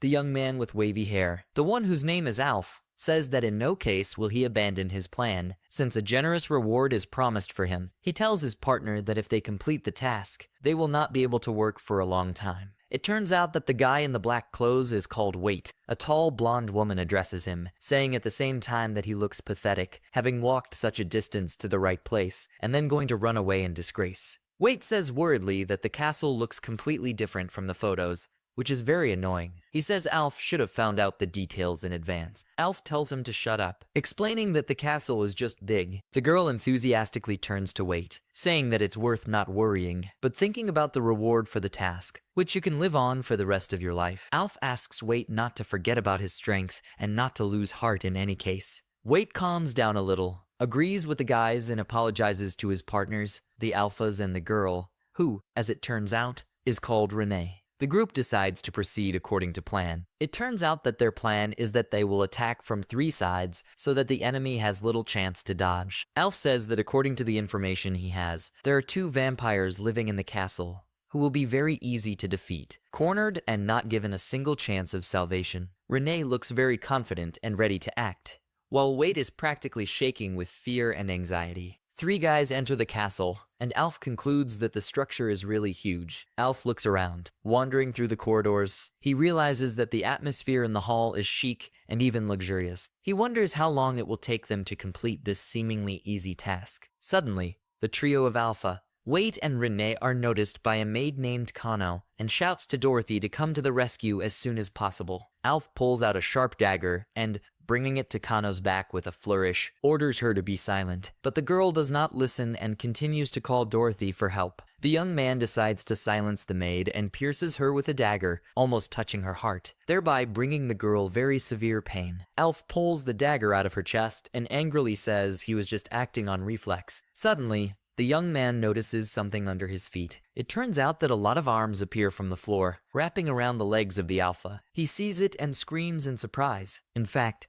This is Dorothy using a newly learned skill that the girl managed to practice on Licht. Hands from the floor slowly, but surely continue to wrap around the legs of the alpha, who is very much afraid of such a situation. The young man still finds a way to break out of the bonds that bound his legs, fighting off some of their parts with his feet, and from others with a dagger. Dorothy sees a dead maid on the floor and calmly asks her for forgiveness, justifying herself by saying that she simply did not have time. Alf sees Dorothy, and his face is distorted by an evil grin. He is glad that he has finally found one of the vampires, and addresses her, calling Dorothy the little vampire. Suddenly, Alf notices that something is wrong with this vampire. The girl stands and looks at the young man in disbelief. Alf realizes that there is no vampire in front of him, but a very ordinary person. He gets angry when he realizes this, and orders her to put her hands behind her head and kneel down, and says that if she does that, he will let her live. Suddenly, a staff hung with charms appears in Dorothy's hand, and a translucent creepy ghost appears next to her. She asks how Alf will accept such actions of hers. The young man, watching this picture, loses his temper even more and faster, and decides to attack the girl. He pulls out the multi-pronged dagger again and flies at Dorothy to deliver the fatal blow. Dorothy, as if she had long anticipated such a development, instantly dodges Alpha's blow. Realizing this, the young man realizes that he has contacted a far from ordinary girl, which scares him. He concludes that Dorothy is not so simple and knows how to fight people, and is also able to make traps, so you should be careful with her. Without letting the Alpha fully realize what is happening to the end, Dorothy once again uses a newly learned skill, loudly shouting, "Hands up," after which many translucent hands break out of the ground and rush to grab the Alpha. Alf, already taught by bitter experience, shouts that this trick will not work a second time, and dodges the moving limbs. He abruptly flies up to Dorothy, who clearly does not expect an attack, and kicks the girl in the stomach with a knee. Dorothy falls to the ground, clutching her stomach and writhing in pain. The girl clearly did not expect such a dishonorable blow, but she is in no hurry to give up. Alf proudly and joyfully declares that he knew about his superiority in close combat. He grins and offers to arrange for Dorothy to at least stay alive. Dorothy laughs softly, and her face contorts with pain and amusement. She tells the Alpha that the young man did not even dream of such a scenario, openly mocking him. Alf, hearing outright ridicule in his direction, gets even angrier and decides to kill Dorothy anyway, intending to launch another attack. He runs towards her with a dagger in his hand to make a fatal decisive blow while Dorothy stands still. He screams for her to die as soon as possible. Dorothy abruptly raises her foot and with one blow easily knocks the dagger out of the Alpha's hands, and it clatters to the floor. Alf thinks Dorothy is very stupid, and even admits to himself that he feels a little sorry for the girl. He grabs her by the throat and tries to strangle her. Realizing his superiority in close combat, he knocks Dorothy to the floor and tries to strangle her. Squeezing her throat harder, Dorothy wants to knock him off, but in vain. The girl's eyes gradually close from lack of oxygen, and she almost loses consciousness when suddenly something strange happens. Someone gets up to the Alpha from behind and stabs him in the back with his own dagger. The young man clearly did not expect this. He can't figure out who did it. He turns around and sees a maid standing behind him, seemingly recently killed by him, with a faded look. She calmly holds his dagger in both hands and no longer accepts any attempts to act. While Alf is bleeding, he remembers that he killed the maid a few minutes ago, but is no longer sure about it. It all seems very strange to him. Dorothy coughs loudly due to the fact that they tried to strangle her, and makes every effort to finally push the almost dead Alpha off her. She touches her neck and sadly notices that after such events, there will definitely be a bruise on her throat, which is not very good. She turns to the maid and asks her forgiveness for making the maid a decoy, as a result of which she was killed. The spirit that possessed the maid's body leaves him, and the lifeless corpse falls on Dorothy, while the girl manages to catch it. She notices that this is the first time she has found herself in such an unusual situation, so she realizes that she is really lucky. Dorothy concludes that the spell, which she considered completely useless, unexpectedly helped her pleasantly in such an emergency situation. Dorothy sits down wearily on the floor while the bodies of the Alpha and the maid lie next to her. She thinks with genuine interest about how Rose and Licht are doing now, and what they are doing. At this time, Renee walks through the corridors and at the same time continues to kill vampire maids who are trying, if not to stop the girl, then to detain her. She kills the maids mercilessly, using a thin and sharp sword, stabbing them in the chest, and thus inflicting fatal wounds. Renee is interested, thinking about how things are going with Alf and Wait, not at all suspecting what happened to her first partner. She comes across another maid on her way, preparing to try to stop a girl who is a vampire hunter. The maid says she won't let Renee go any further under any circumstances. Renee boringly asks what kind of stupid actions the maid is doing. The girl says that the maid's actions remind her of a circus performance. The huntress says that if the maid does not immediately tell where her masters are, she will go to her other 3 dead comrades. The maid cannot and does not want to believe that Renee killed 3 maids. Suddenly, the maid sees the bodies of 3 other workers behind Renee and screams in horror. She is both scared and hurt to see her comrades killed. Renee menacingly says that if the maid does not immediately reveal the location of her masters, she will also be dead. She adds that there are quite a lot of people in the castle who can die instead of a maid who is determined to be brave. Renee, continuing to hear the maid's refusals to hand over her masters, offers to torture her and thereby get the information the huntress needs. Renee says that she will mock the maid in every possible way, using the most sophisticated methods for this, such as, for example, tearing off her fingers, which, of course, scares the almost defenseless maid very much. Renee, seeing the undisguised and clearly readable fright on the maid's face, mocks her and raises his sword high above his head to strike. The huntress says that she would love to mock the maid, but she does not have time for this, so she will have to deal with it quickly. The maid doesn't know what to do. She wants to attack Renee, but she manages to do it before the maid and, shouting the word "for," inflicts a fatal wound on her with her sword. The girl pulls the sword out of the maid's chest, whose lifeless body falls to the ground. Licht finds this picture. He turns to Renee with anger and disappointment in his voice and says that humans and magical creatures are equally cruel, which can't help but upset. Renee looks at Licht and, calling him a clown, looks at him disdainfully. The young man does not answer her. Renee notices that Licht is not a vampire. She is surprised by this, but she does not change her opinion about being in the circus and not in the castle. Renee turns to Licht and asks what he is doing in a place like this castle if he is not a vampire. Licht menacingly asks why she came to the castle and what she forgot in it. The young man is clearly not friendly towards the huntress. Renee repeats his question, making it rhetorical. She grins and says that she came to the castle only to earn as much money as possible. Renee says this while standing next to the bodies of the maids she killed. Licht, disappointed and dejected, says that he understood everything. His gaze expresses both sadness and pain at the same time. Renee, arching an eyebrow, looks at him and asks if he wants to tell her something. She doesn't know what's going on in the boy's head. Suddenly, a magic circle appears next to Renee, and the maids she killed come to life, which naturally surprises and scares the huntress at the same time. She turns around in fright and can't believe her eyes. Licht turns to the maids and asks them to leave the battlefield as soon as possible to protect themselves while he fights with Renee. The young man orders the maids to find Dorothy or Rose and report to them what happened, and if anything, call for help. The maids say that they will do everything and you can count on them. They wish Licht good luck in battle and hurry to leave the corridor as soon as possible. Renee, watching this picture, laughs at Licht's confidence and courage that came out of nowhere. She asks the young man if he is really as brave as he seems,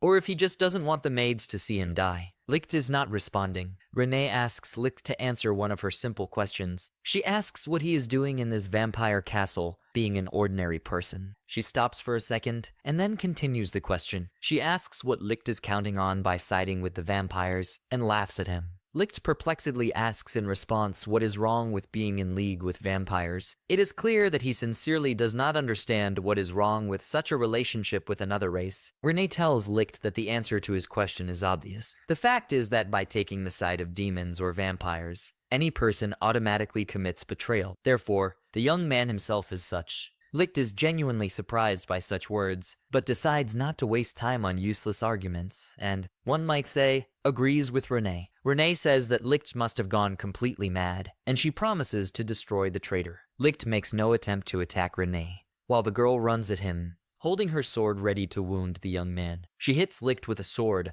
which the guy deflects. Renee tells the young man to burn in hell. Licht stands with a sword, clutching it with both hands. Renee, seeing how Licht fights, says that he is a capable guy, and if he stayed in the human world, he could certainly make good money thanks to his skills. The girl says that Licht's departure from the human world is a real loss for people. Having said this, Renee attacks the young man once again, but he dodges again, replying that he will take her words as a compliment. Renee mockingly asks Licht if he left the human world because he was not needed by anyone, and he had nowhere to go. She adds that if she guessed the reason, she takes back her words. Renee comes close to Licht and abruptly and unexpectedly pierces his chest with his sword, saying goodbye to the guy. He clearly does not expect such an action. Licht concludes that from the very beginning, Renee must not have fought at full strength. The girl abruptly pulls the sword out of his chest. The young man falls to the ground. Renee starts counting the dead again, but then stops and realizes that there are no more people in this place. So the counter is really useless in this situation. She wonders how Alf and Wait are coping with the task. The girl sincerely hopes that their group will be able to corner and destroy the opponents,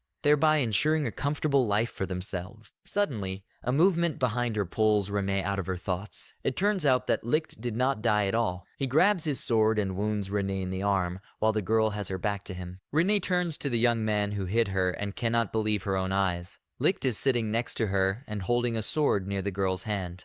While blood flows from the limb, she exclaims in surprise that she killed Licht. Licht, healthy and unharmed, finally gets to his feet. Renee can't believe her eyes. She just killed him with her own hands. The girl concludes that Licht must have also resurrected the maids. Suddenly, Renee realizes that if the young man regenerates so quickly, and besides, is endowed with the ability to resurrect others, then her affairs are very, very bad, since the guy is a serious danger. The girl sees Licht running towards her to attack. Suddenly, the girl notices that his blow is a feint, and comes up with a way to use it to her advantage. Renee deflects the blow. The girl asks the young man what happened. She genuinely doesn't understand how he can stand in front of her alive while she killed him with her own hands. Licht decides not to answer this question honestly and speaks in a riddle. Renee asks if Licht sold his soul to the devil or if he did something worse. The young man does not answer this question, but his face instantly darkens after Renee calls Licht a monster. The girl confidently says that she will kill the guy as many times as necessary. The guy is very confused. Renee once again tells Licht to burn in hell, and begins to fulfill his promises regarding his murder. At first, the girl pierces Licht with a sword again, but he is resurrected time after time. No matter how Renee tried to destroy the young man, she could not do anything. The girl tried to behead and cut the guy, but everything was in vain. He was resurrected. Renee can't believe that Licht is actually not just immortal,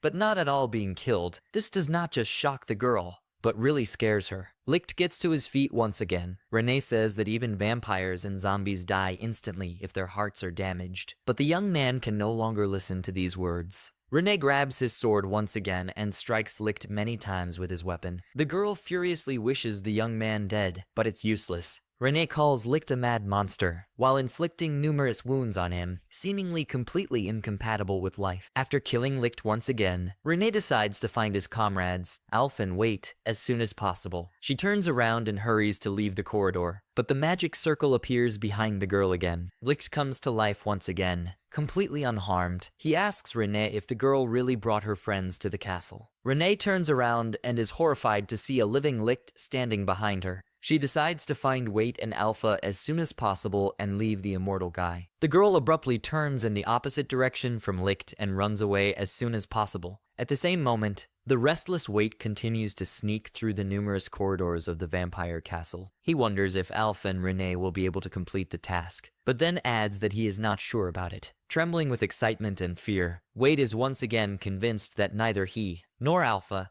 nor Renee should have agreed to such a strange and dangerous task. The young man is sincerely surprised that he has not yet met a single enemy on the way, which is very strange. It seems to him that someone is luring him into a trap. After that, Wait decides that the vampires are not smart enough for such a plan, and there is nothing unusual at all in the castle. Wait looks very dejected and disappointed, as he realizes that he will probably have to act alone without a team. He sincerely does not understand how it happened, and is really upset by such thoughts. Suddenly, Wait notices that a small black bat is flying towards him. He does not immediately understand what is happening, but then abruptly reaches for the dagger attached to his belt. Wait pulls out a dagger and throws it at the bat with all his might, shouting for it to get out as soon as possible. The dagger pierces the mouse, but it does not fall, dying, but continues to hover in the air. Wait is surprised by such an unusual phenomenon, but immediately realizes that something is clearly going wrong. Suddenly, a young man in black clothes is attacked by a huge number of bats.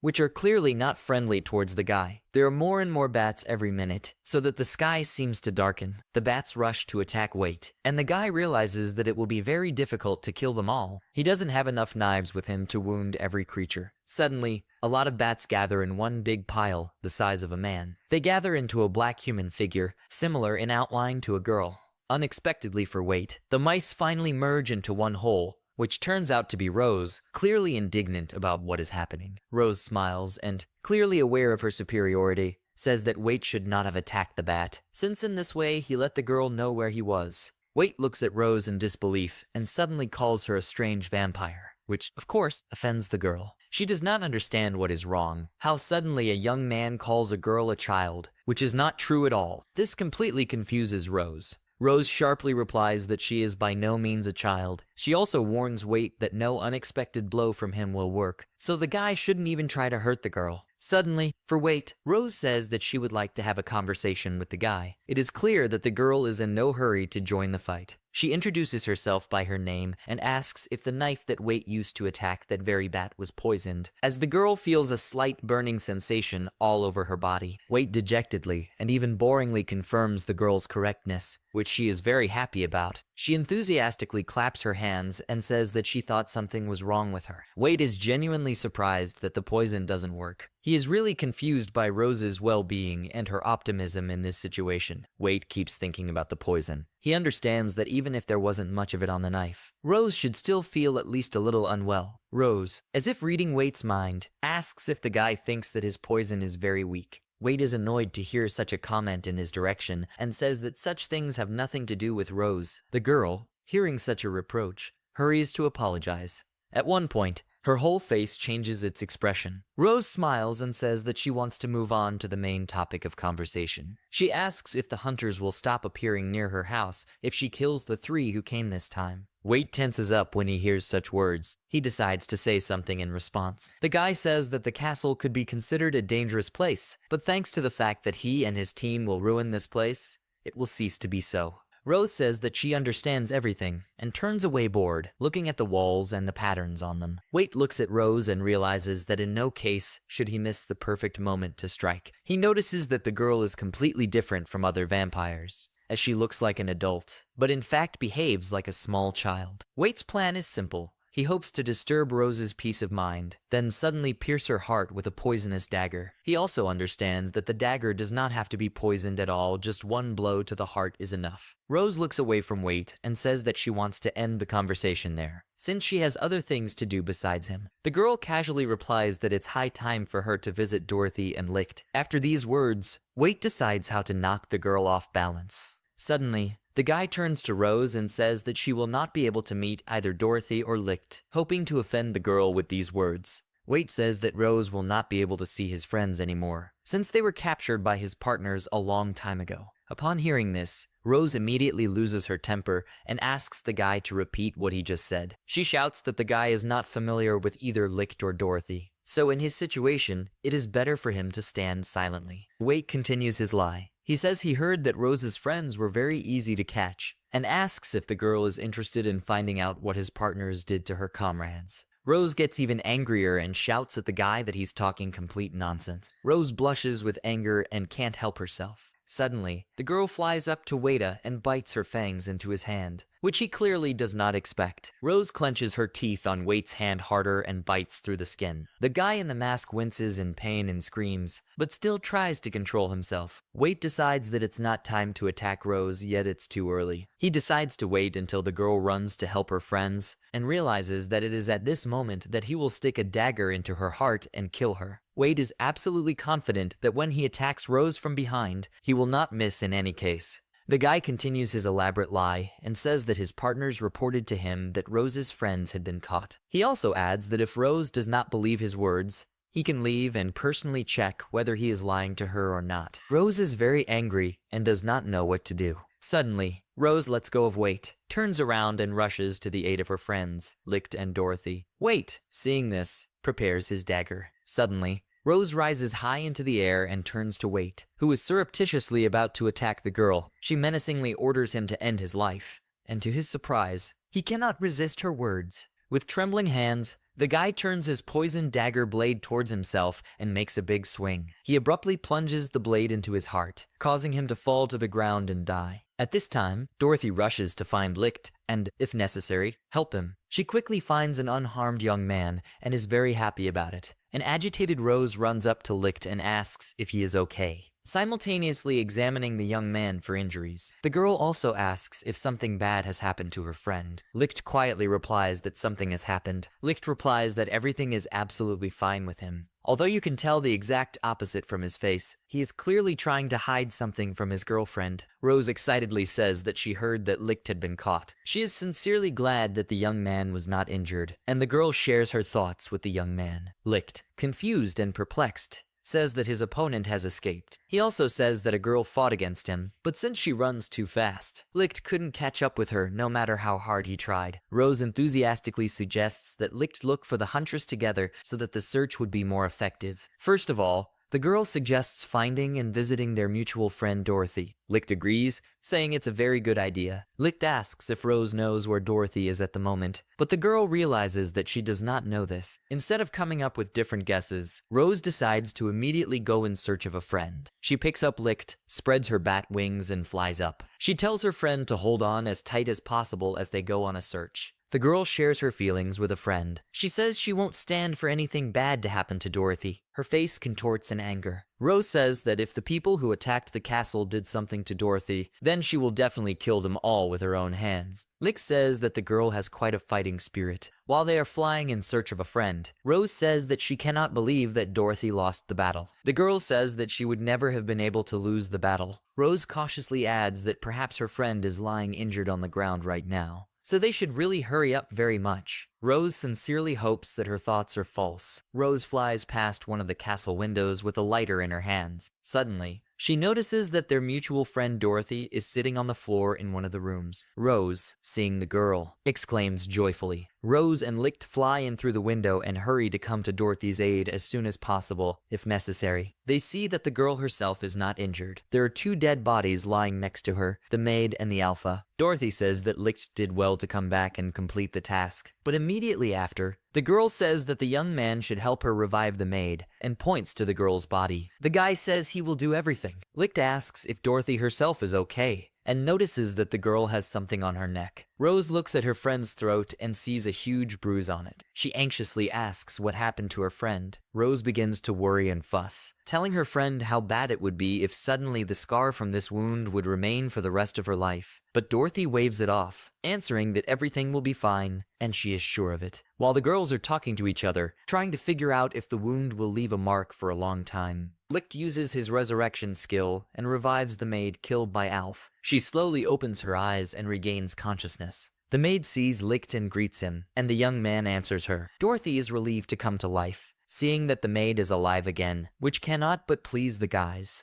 Dorothy examines the maid and realizes that she even has a memory, which is very good. Licht's girlfriend tells him that he has incredible abilities. The young man says that he can definitely do such tasks. Licht tells Rose about the wound on Dorothy's neck. The young man says that if you kill and then resurrect their mutual friend, in which case the marks on her throat will definitely disappear. Rose is afraid of such a proposal. Even realizing its effectiveness, she refuses. The maid sees that Dorothy is injured and offers the girl to bring her something cold to apply it to the wound. Licht says he was fighting with a girl when the hunters attacked the castle. He asks Dorothy to use her spirit summoning skill and track down where Renee has escaped to. Dorothy happily replies that she certainly can. The girl also says that it will not be difficult for her to do this, since it is very easy and fast to search for people with the help of spirits. Suddenly, everything is swarming. Licht, Rose and Dorothy realize that someone is standing behind them. They are straining very hard, when suddenly the man behind them begins to scream shrilly. The guys start in surprise and also scream in fear, being terrified. Licht, horrified, asks what just happened,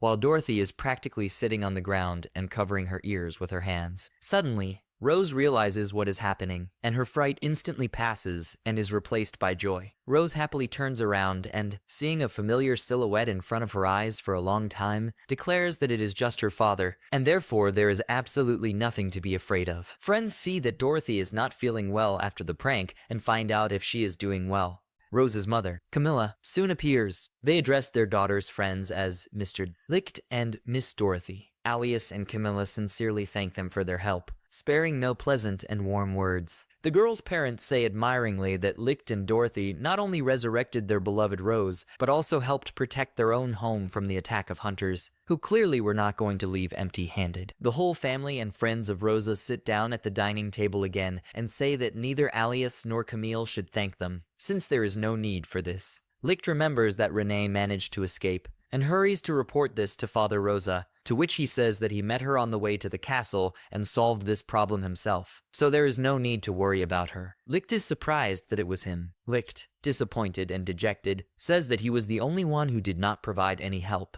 which is very upsetting for the young man. But after hearing this, Alias says that the guy is wrong and actually helped a lot. Rosa's parents look happily at their daughter and her friends, after which they say that they are in debt to the guys, but sincerely grateful for their help. Rose cheerfully and carelessly asks Licht not to be modest and accept the gratitude from her parents. Suddenly, the girl says that after such an exhausting battle, now is the right time to regain strength, and offers to have lunch. She puts a lot of chicken legs in Licht's plate, and he is very surprised by their large number. Rose's mom, Camille, kindly asks the guys when their last day of vacation comes and finds out if it's today. The woman says in frustration that she would really like the 3 guys to stay longer, and very sadly says that, unfortunately, this is impossible. Rose confirms that this is indeed the case. Rose hopefully says that even if she leaves, it does not mean at all that the girl will never see her mother again. She promises that she will definitely visit her next vacation. Camille is very pleased to hear such words from her daughter, whom she has not seen for 100 years. And she says with love in her voice that she will always be glad to see her daughter in the house, so the girl can return to the castle at any time. Dorothy and Licht decide not to disturb the family and not interrupt the idol, so they leave the dining room for a while, leaving Rose alone with her parents,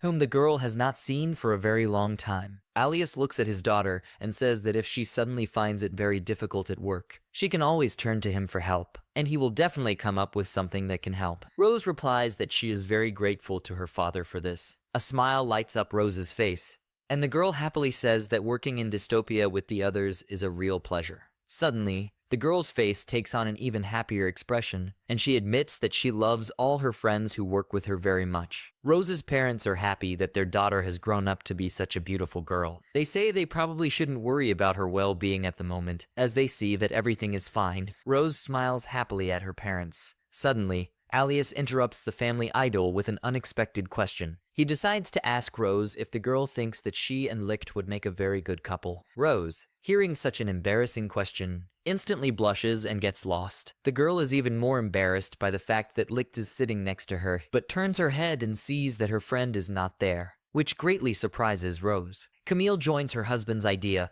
and says that Licht is a very good, kind, sympathetic, and noble young man, so she doesn't mind if her daughter marries him. Rose blushes even more and asks her mother not to embarrass her. Immediately after that, Alias informs his daughter that he told Licht a lot of good things about her. So this, in his opinion, helped improve the relationship between Rose and Licht. The girl asks her father not to do anything superfluous anymore, because she is worried. Rose is confused. She sincerely does not know how. After such awkward situations, she should talk to a friend as if nothing had happened. Alias replies that, judging by his observations of Licht, Rosa is far from indifferent to the young man, which cannot but hurt the girl's feelings. She sighs hopefully. The girl is genuinely surprised, but at the same time very happy about what her father just said. The hope in her heart is growing by the second. She asks if it's true. Rose jumps into her father's arms and he catches the girl. Alias said that he had never deceived his beloved daughter before, and therefore his words can be trusted. Rose agrees with her dad and thanks him from the bottom of her heart. Alias looks at his daughter and realizes that it's time to say goodbye again for an indefinite period, which does not please the man at all. Rose also understands this and is very upset. She gathers her thoughts and, trying not to cry, says that Licht and Dorothy are waiting for her to go to work, but also adds that she will definitely come back again to visit her parents. Alias and Camille are also trying to hold back tears, but Camille is not very good at it. They ask Rose to take care of herself. The girl promises that she will definitely be fine. Rose says it's time for her to leave. She smiles broadly and finally says goodbye to her parents. The girl turns around and runs after Licht and Dorothy to get back to work. After a while, Licht, Dorothy, and Rose return to Dystopia again. Licht looks tired enough after another uncomfortable flight. The young man goes to his room and finally enters it. In the room, he is greeted by an enthusiastic Ferris. She congratulates the young man on his return. She happily and contentedly says that she cleaned Licht's room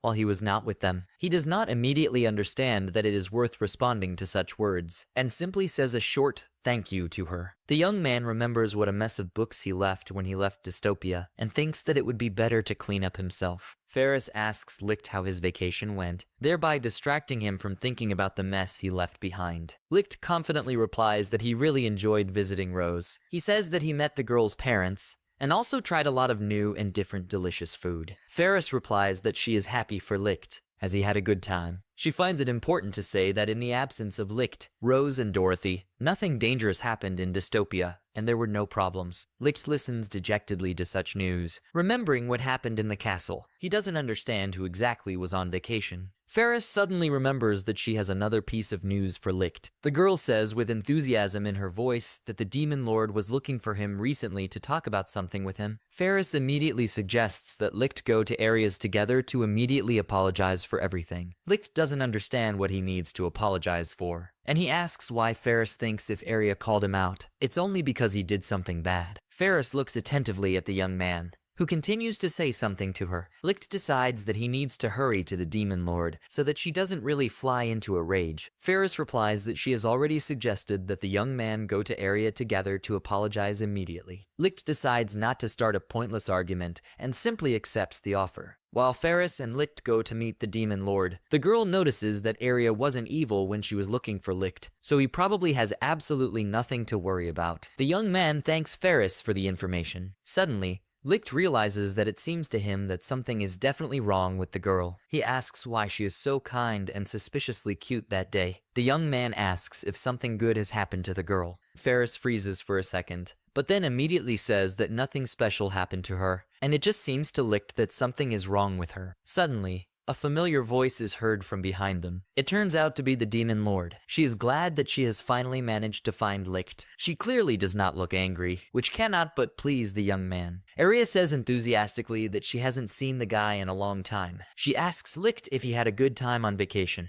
Licht says that his vacation was really good and fun, but there is only one but. He complains that he hardly feels rested. The Demon Lord is surprised to hear such words. Arya says that later she will definitely listen to his incredible stories about her recent vacation, but now she has an important matter for the guy. She says something is going to happen to Iris and Tice soon. Two girls who are elves enter the room. They are both blonde, but one is clearly older than the other, which the adult carries on her back. The older girl apologizes to the Demon Lord for being late for the meeting. Suddenly, Arya says that it's worth putting it off for later, since it's urgent. Ferris stands next to the girls and attentively watches them. Then what is happening around them? The Demon Lord says that Dorothy and Rose should rest a little longer. Licht, with a note of indignation in his voice, asks why he should work right after the road. Arya says that it happened, and she is powerless in the situation. Suddenly, the Demon Lord looks at Licht and realizes that something is wrong with the young man. She concludes that something has definitely changed in him during the trip, clearly not for the better. Arya tells the bewildered Licht that he has not changed outwardly. The girl explains that something has definitely changed inside. The Demon Lord concludes to himself that the aura around Licht has become more clearly visible. Arya realizes that something bad probably happened during the vacation, which greatly affected the well-being of the guy. The Demon Lord decides not to waste much time on questions and to do it later, when there is more than enough of it. Arya says that while Licht, Rose, and Dorothy were on vacation, there was a lot of work in Dystopia. The Demon Lord emphasizes that there are especially many things for Rose to do. She offers to help Licht and others with their friend's job. The Demon Lord enthusiastically and glibly raises his hand up and says that now is the time to get to work as soon as possible. Neither Licht nor Ferris nor the elf girls will share Arya's joy. Licht gets to work and, opening another book, suddenly plunges into his memories. The young man realizes that several months have passed since the day Licht resurrected the army of the Demon Lord. A lot has happened in his life since then. The young man understands that if you compare his life in the world of people before his exile with his current life, then Licht can say with full confidence that he is happy in his. One might say, new life. Licht also remembers the people who betrayed him when the guy was still living in the human world. The young man realizes that the wound from betrayal is slowly but surely healing. Licht concludes that even his perception of his own life has changed. He understands that even his resurrection of the dead skill, which the guy considered useless, turned out to be very important. Licht admits to himself that Dystopia is beautiful. The young man adds that Dystopia would be an absolutely ideal place if you forget about the number of tasks assigned to him. While the young man is in his thoughts, someone approaches him from behind and addresses the guy by name. It turns out that Ferris is approaching the young man. She asks if it's time for the guy to go on a mission assigned to him by the Demon Lord. Licht sullenly rises from the table and with a heavy sigh pushes back the chair he was sitting on. Ferris asks his friend what happened to him and if everything is okay. She doesn't understand why the guy looks so depressed. Suddenly, Arya herself comes up to the guy and also asks him what is bothering him, hoping that he will really tell. But Licht says she thinks he's fine, and in fact he's fine. He asks what he needs to do to complete the task. He hopes to finish the case as soon as possible. The Demon Lord decides not to bother Licht with questions, and therefore immediately gets down to business. It turns out that someone is hunting for Byrne's head in the latte. Arya glibly declares this to the young man. The Demon Lord says that he will not look for synonyms for words, and will say bluntly, Byrne asked her for help and protection. Licht and Ferris listen attentively to the task and remain silent. Licht decides to ask first why, in this case, Byrne did not assign the task of her protection to her own henchmen. It seems illogical to him. The Demon Lord replies that this is a reasonable decision, since Byrne does not trust his henchmen. It turns out that Bayan thinks she's being hunted by a large assassins guild. Arya says that, knowing what a mess is going on in the human world, she feels sorry for poor Byrne, since the girl has almost no guards of her own. Ferris cautiously asks Arya if it would not be more logical and effective to send Licht to Byrne when she is killed, so that the young man can resurrect her. The Demon Lord confidently replies that he does not. She adds that if a kingdom in which chaos reigns loses its queen, it will definitely be doomed. If Licht resurrects Byrne,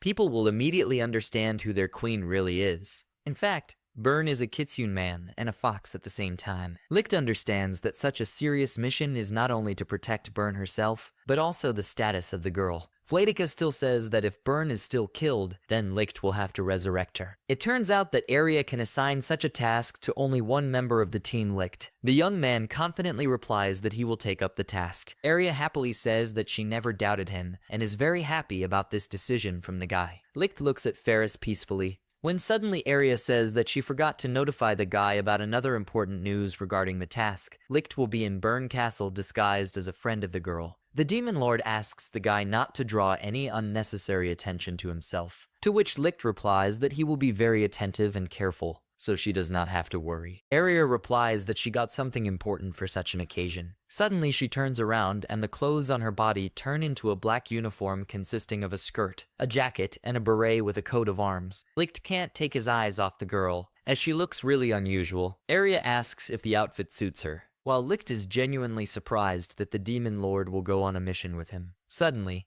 Licht notices blood on Arya's uniform, and he wonders where she got it. Ferris and Licht look at Arya and notice that she is somehow suspiciously inspired, to which the Demon Lord orders them to be silent. At Byrne Castle, a maid comes into her room with a tray on which there is food, while the girl goes about her business. Byrne thanks the maid, who turns out to be named Anna, and asks her to put her tray on the table. The maid sees that something is wrong with her mistress, and so the girl asks when Byrne will finally cheer up. The girl also notices that her mistress is under guard, so she has nothing to fear. Byrne is not sure about this. Suddenly, Byrne warns Anna that the girl's friends will arrive at the castle soon. She warns the maid that even though these people are a bit strange, they are not to be feared. Anna is very surprised. The maid says that since her mistress's guests are coming soon, they should be met with dignity and given a warm welcome. To this, Byrne says that her friends have a far from simple character, so they should not be approached once again. Anna says she understood everything. Byrne realizes to himself that the character of the guests will not be easy, since there is definitely a Demon Lord among them. Byrne realizes that Anna will surely do something that the Demon Lord will not like, for which Arya will destroy her, and this cannot be allowed. Suddenly,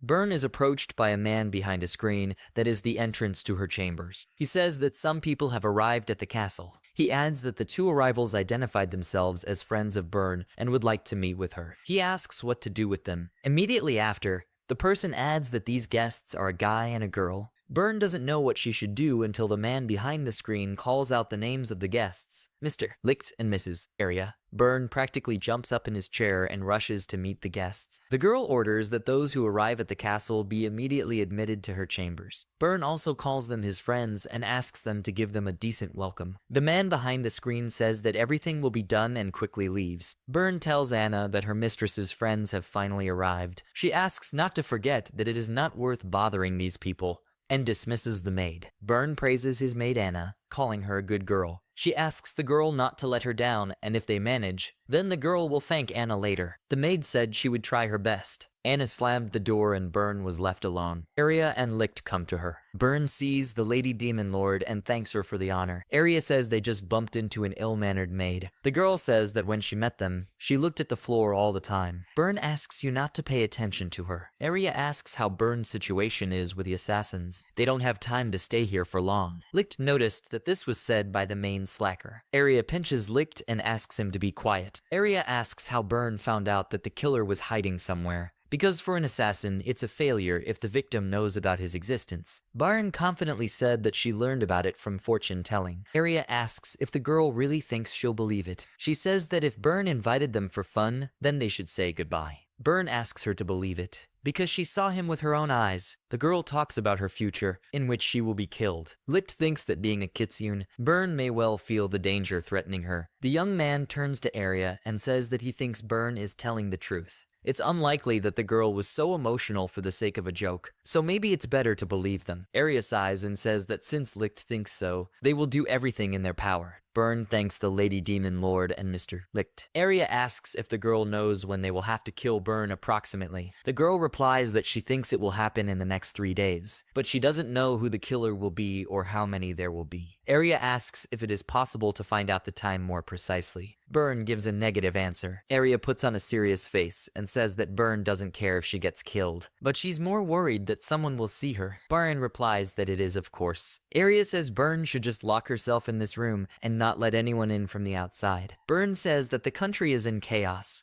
so it cannot completely isolate itself from the outside world. Arya says that the girl could give instructions without leaving here. If you don't meet anyone in person, then there won't be any problems. Also, there is probably at least one of the subjects whom Byrne trusts. Ben replies that there is only one person among the subjects. She thinks she shouldn't meet Anna in person, so the thought makes her sad. Byrne thinks that if Anna passes on her orders, they will be able to communicate with her. Arya says the issue is resolved. Plus, no one will ever know Byrne's true identity. Arya also says that in case she dies, there will be a Licht next to her, who will immediately resurrect the girl. She asks the young man if the young man objects to such a plan. The young man asks Arya to wait. Arya laughs and says that Licht shouldn't be around Byrne even in the bathroom, but they will definitely spend a lot of time together. Byrne replies that she doesn't mind. Arya smiles and says she doesn't seem to care much about it. Byrne replies that everything is correct. Licht bows and says that they will do everything in their power. Arya flops down on the bed and says that she will take a nap for now, and when the enemies come, she needs to be woken up. Licht says that everything is fine, and Byrne asks if this is wise. Licht says he will do everything in his power. That's how the top secret mission to protect the Queen of Lada Country began. After a while, Byrne tells us how things are now. She says that's why Anna shouldn't come into her room for the next 3 days. She also orders to inform the others about it. Anna, standing outside the door, says that it will be fulfilled. Then the girl asks if everything is all right with her mistress. Byrne says Anna doesn't have to worry. If something happens, Anna should report everything to her through the door. She also says that she only allows Anna to approach the room. The girl says she will try her best. Byrne says he's counting on the girl. After a while, she returns to Arya and Licht and apologizes for waiting. Arya says if Byrne trusts this chatty girl too much, she can see how Anna will bring a lot of problems on them. Byrne says that although Anna doesn't look serious, she knows how to keep her mouth shut. Byrne says she can only trust her. Arya says that in that case everything is fine. Licht says that Bayan, in the role of the queen, has arranged her affairs well. She thought Byrne would not agree to 3 days of isolation. He asks if Byrne really only trusts Anna. Arya says there's no guarantee that the others won't spill the beans,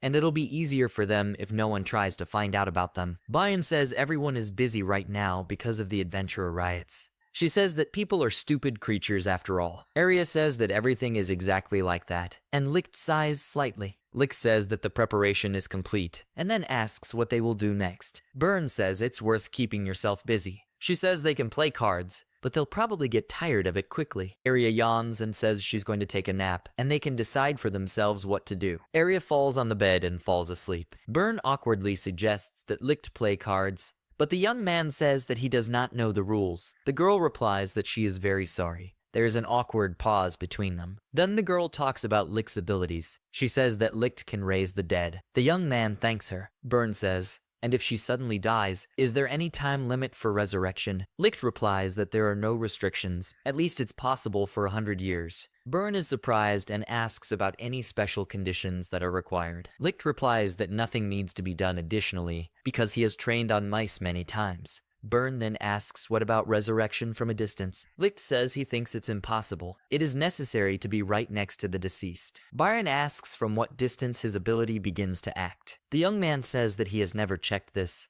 so he does not know for sure. The next moment, Burn began to bombard Licht with questions, while Arya, meanwhile, was quietly dozing on the bed. After a while, Burn apologizes and says it's already late. Licht says it's okay, because he also had fun talking to the girl. Burn thinks about it. Licht asks what's wrong. Burn says she usually takes a bath at this time. She asks what they will do. Licht asks the girl to wait and says that he will wake up Arya. Licht approaches the girl and tries to wake her up. Suddenly, the girl tries to bite Licht's hand, but the young man deftly evades. Arya then asks what the young man wants from her. Burn says, addressing the demon lord, that she was planning to take a bath. So could the girl keep her company? Arya says she doesn't mind. Burn is very happy about this. Then she shows her ears and tail and thanks Mr. Licht. The young man says that the girl has a tail. Burn says she's safe now, so she doesn't have to hide him. Arya asks if Licht will go with them. The young man refuses. Burn asks if Licht is sure they'll all be safe together. The young man says that he is sure that everything will be fine. Arya grabs Burn by the tail and tells her to take her to the bathroom. The girl is embarrassed and says that they need to go this way. Burn clicks a book on the shelf and suddenly the door to the secret room opens. Byron says that this room was made especially for her so that she could take care of her tail. She also says that she told people that they needed a bathroom here so as not to waste time on useless movements around the palace. Licht thinks she could sit in it safely. Arya walks into the bathroom and says that a wonderful job has been done here. The demon lord takes off his clothes and plans to go to the bathroom. Byron says she will have new clothes made for her. Arya says she will be grateful. The girl asks how to use this shower and Burn is going to tell her about it. After a while, Arya is already in the bathtub. She asks why Burn won't get into the water. Burn replies that she will go there later, but first she needs to get her tail in order. Arya says it doesn't seem easy to be a Kitzian. She says that the girl looks after her tail so diligently that she thinks it will be well paid for.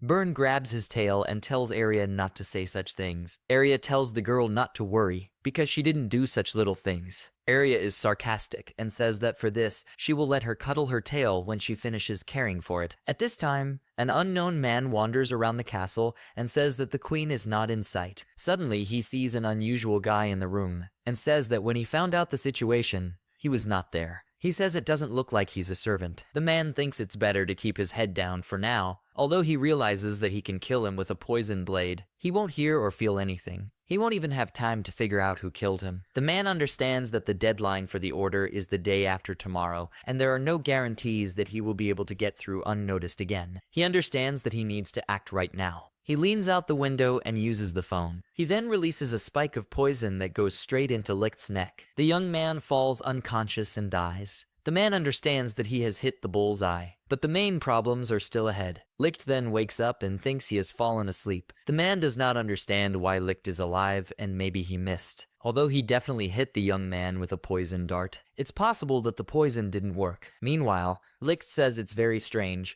and he probably didn't get enough rest during his vacation. Licht walks around the room and asks about Rose's well-being. Meanwhile, the man, fearing that he will be noticed, jumps off the floor and runs away. Meanwhile, Arya comes out of the tub and says that the bathroom was very great. She asks if anything suspicious has happened in all this time. Licht gives a negative answer, but is very doubtful about his answer. Arya asks what his insecurity means. He says that he seemed to lose consciousness for a moment, but he did not feel the presence of enemies, so it is unclear what it was. Licht says he thinks he's just tired. Arya says that he rested his body, but did not rest his soul. She told Licht to say that right away. However, Arya says it's not good that the young man suddenly fell. She says that suddenly the young man has contracted some kind of disease. Although she notices that it doesn't look like any disease she knows, she asks if the young man dies, will the disease disappear or not? The young man says that most likely yes. Arya becomes insane and says that she will cure him perfectly. Bayan apologizes for the expectations and asks what Arya and Licht are doing. Arya says that she wanted to put Licht in order, but he does not refuse. Licht says he doesn't think he can agree to that. Byrne says she doesn't know what's going on with them, but she doesn't think it's anything serious. Arya sits down on the bed and suddenly shudders. She says the window is open. Licht gets scared and says it's really open. Controlling Arya's space is a very powerful ability, but it has a number of limitations. It allows you to take control of space, bends it, causes all objects to slow down, and gives you a huge advantage in battle. However,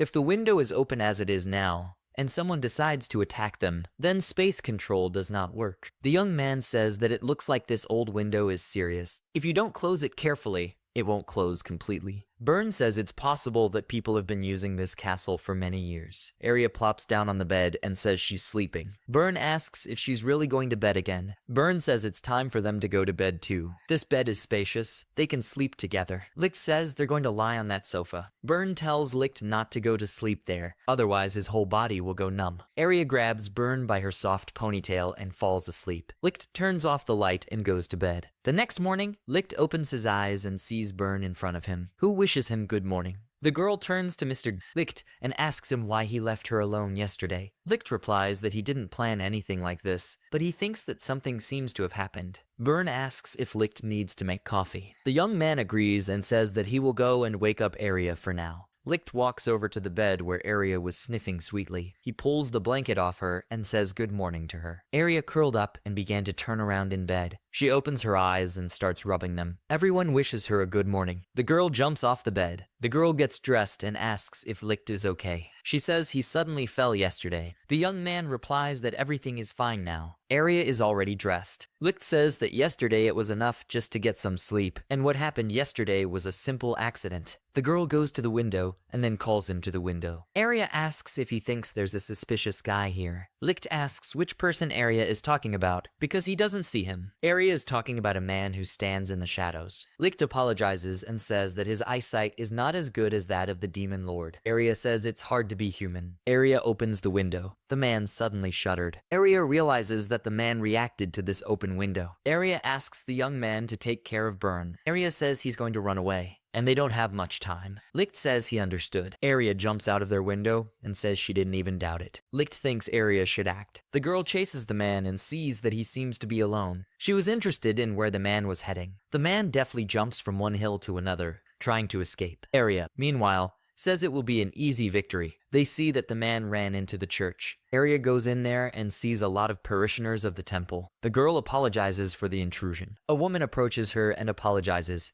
saying that only believers can enter here. She says they will gladly accept her if she is one of them. Arya says she has some business here. A man just ran in here. The woman asks what the girl is talking about now, because no one came here. Arya says that the woman should not try to deceive her, and it would be better to answer until she destroys their entire church. Arya gets angry and asks where that man went. Suddenly, the woman gets angry and calls for help. Suddenly, Arya is surrounded by people from the church and tells her that it seems to them that the young lady did not go where she did not need to. Arya says she doesn't think so, and she's glad they came to an agreement quickly. The woman calls Arya a cheeky and grabs a vase with a flower. She pours out the water and swings the vase, trying to hit Arya, but suddenly everything is drenched with blood. The woman does not understand what is happening. Arya smiles and says that the woman will be next. She asks if the woman now wants to answer her question. Around the woman were the bodies of her comrades. Arya smiles and starts to approach the woman. The woman asks to wait. Arya is aimed absolutely seriously. The woman says that the one the girl is looking for is here in the dungeon, and you only need to go through that closet. Arya asks about the dungeon. The woman in a panic says that everything is true. In fact, this is not a church, but the entrance to the Twilight Guild. Arya asks how many people are downstairs. The woman says that there are a maximum of 100 people in the dungeon. Arya says that she understands everything, and then she asks the woman to disappear. Arya opens the door and sees a staircase, and at the end a room from which a light could be seen. One man asked if the other man wanted to say that the queen had hired some kind of monster to guard her. The other man turned out to be a recent murderer. He said that's exactly what it is.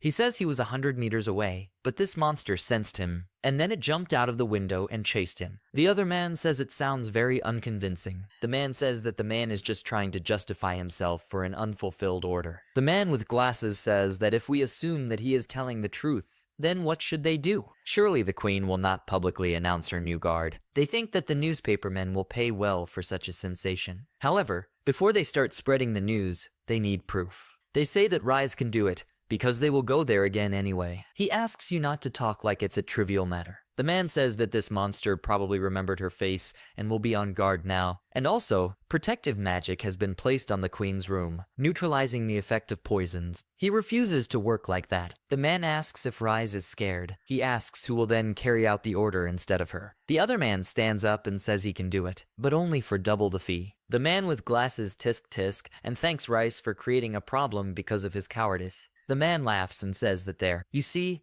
his career will go uphill. The man with glasses says that if he is captured, he should not say a word about them. He tells the man not to worry, because he will kill the queen. Suddenly, a man soars into the sky, and a woman's voice is heard behind him, saying that it seems to be the wrong man. Suddenly, Arya appears behind him. Rise recognizes her in that monster. Arya says that this is the same man who ran away as soon as he saw her. She says that this man boasted that he would kill the queen, which is why she was mistaken. Rise asks how she found them. Arya replies that she was just following his trail. Rise asks about the guards, but Arya says they told her everything about their Twilight Guild. She says it's time to punish the queen's enemies, but they've probably figured it out themselves. The man attacks Arya, but the girl uses her space control ability. Suddenly, everyone around froze. The girl says that they are good at moving for people, but it still won't help. Rise screams so that no one can miss the girl, but in an instant everything is covered in blood. Rise was left alone with Arya. The girl says that only Rise is left. His friends turned out to be completely worthless. Rise couldn't believe that all this was happening in reality. Arya says that Rise didn't even have time to shout. She says she will ask one last time why they are hunting Burn. That is, the queen. Rise says they never give away their employers. Arya says that it turns out that someone from the nobility is unhappy with the queen's actions and hired them. Arya says it looks like she's right. She grabs the man's neck and says that both humans and magical creatures are the same. After a while, Byron bowed and thanked her rescuers. She said she had already sent the garrison to clean up everything. She was also surprised that Arya had destroyed the entire Twilight Guild, which had taken a lot of money to fight. Burn asks how she can thank Arya, but the girl says she doesn't need anything. Arya turns around and tells Lix that they are leaving. Burn asks them to wait. The girl thinks that Arya has done her too much of a favor. Now, even if she tells her to hang a bomb around her neck and charge, she won't be able to refuse. We need to repay the debt at least a little. She says that there is very interesting information for them in this country. She thinks that Mr. Licht will be very interested in her. Licht is surprised by this.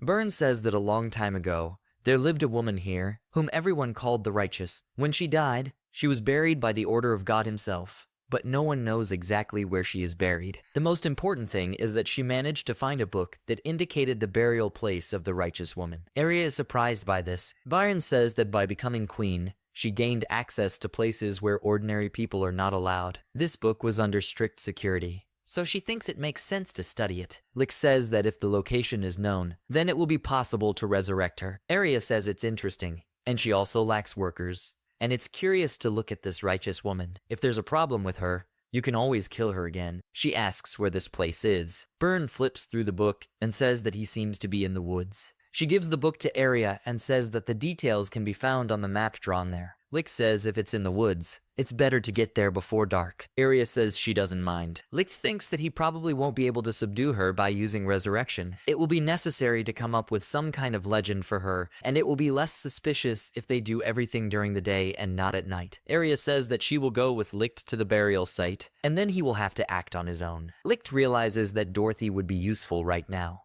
Burn calls him and says that if he has to kill the righteous woman, then let him make sure that no one ever finds her body. Otherwise, there will be a big commotion. Licht agrees. So they go to meet a new friend.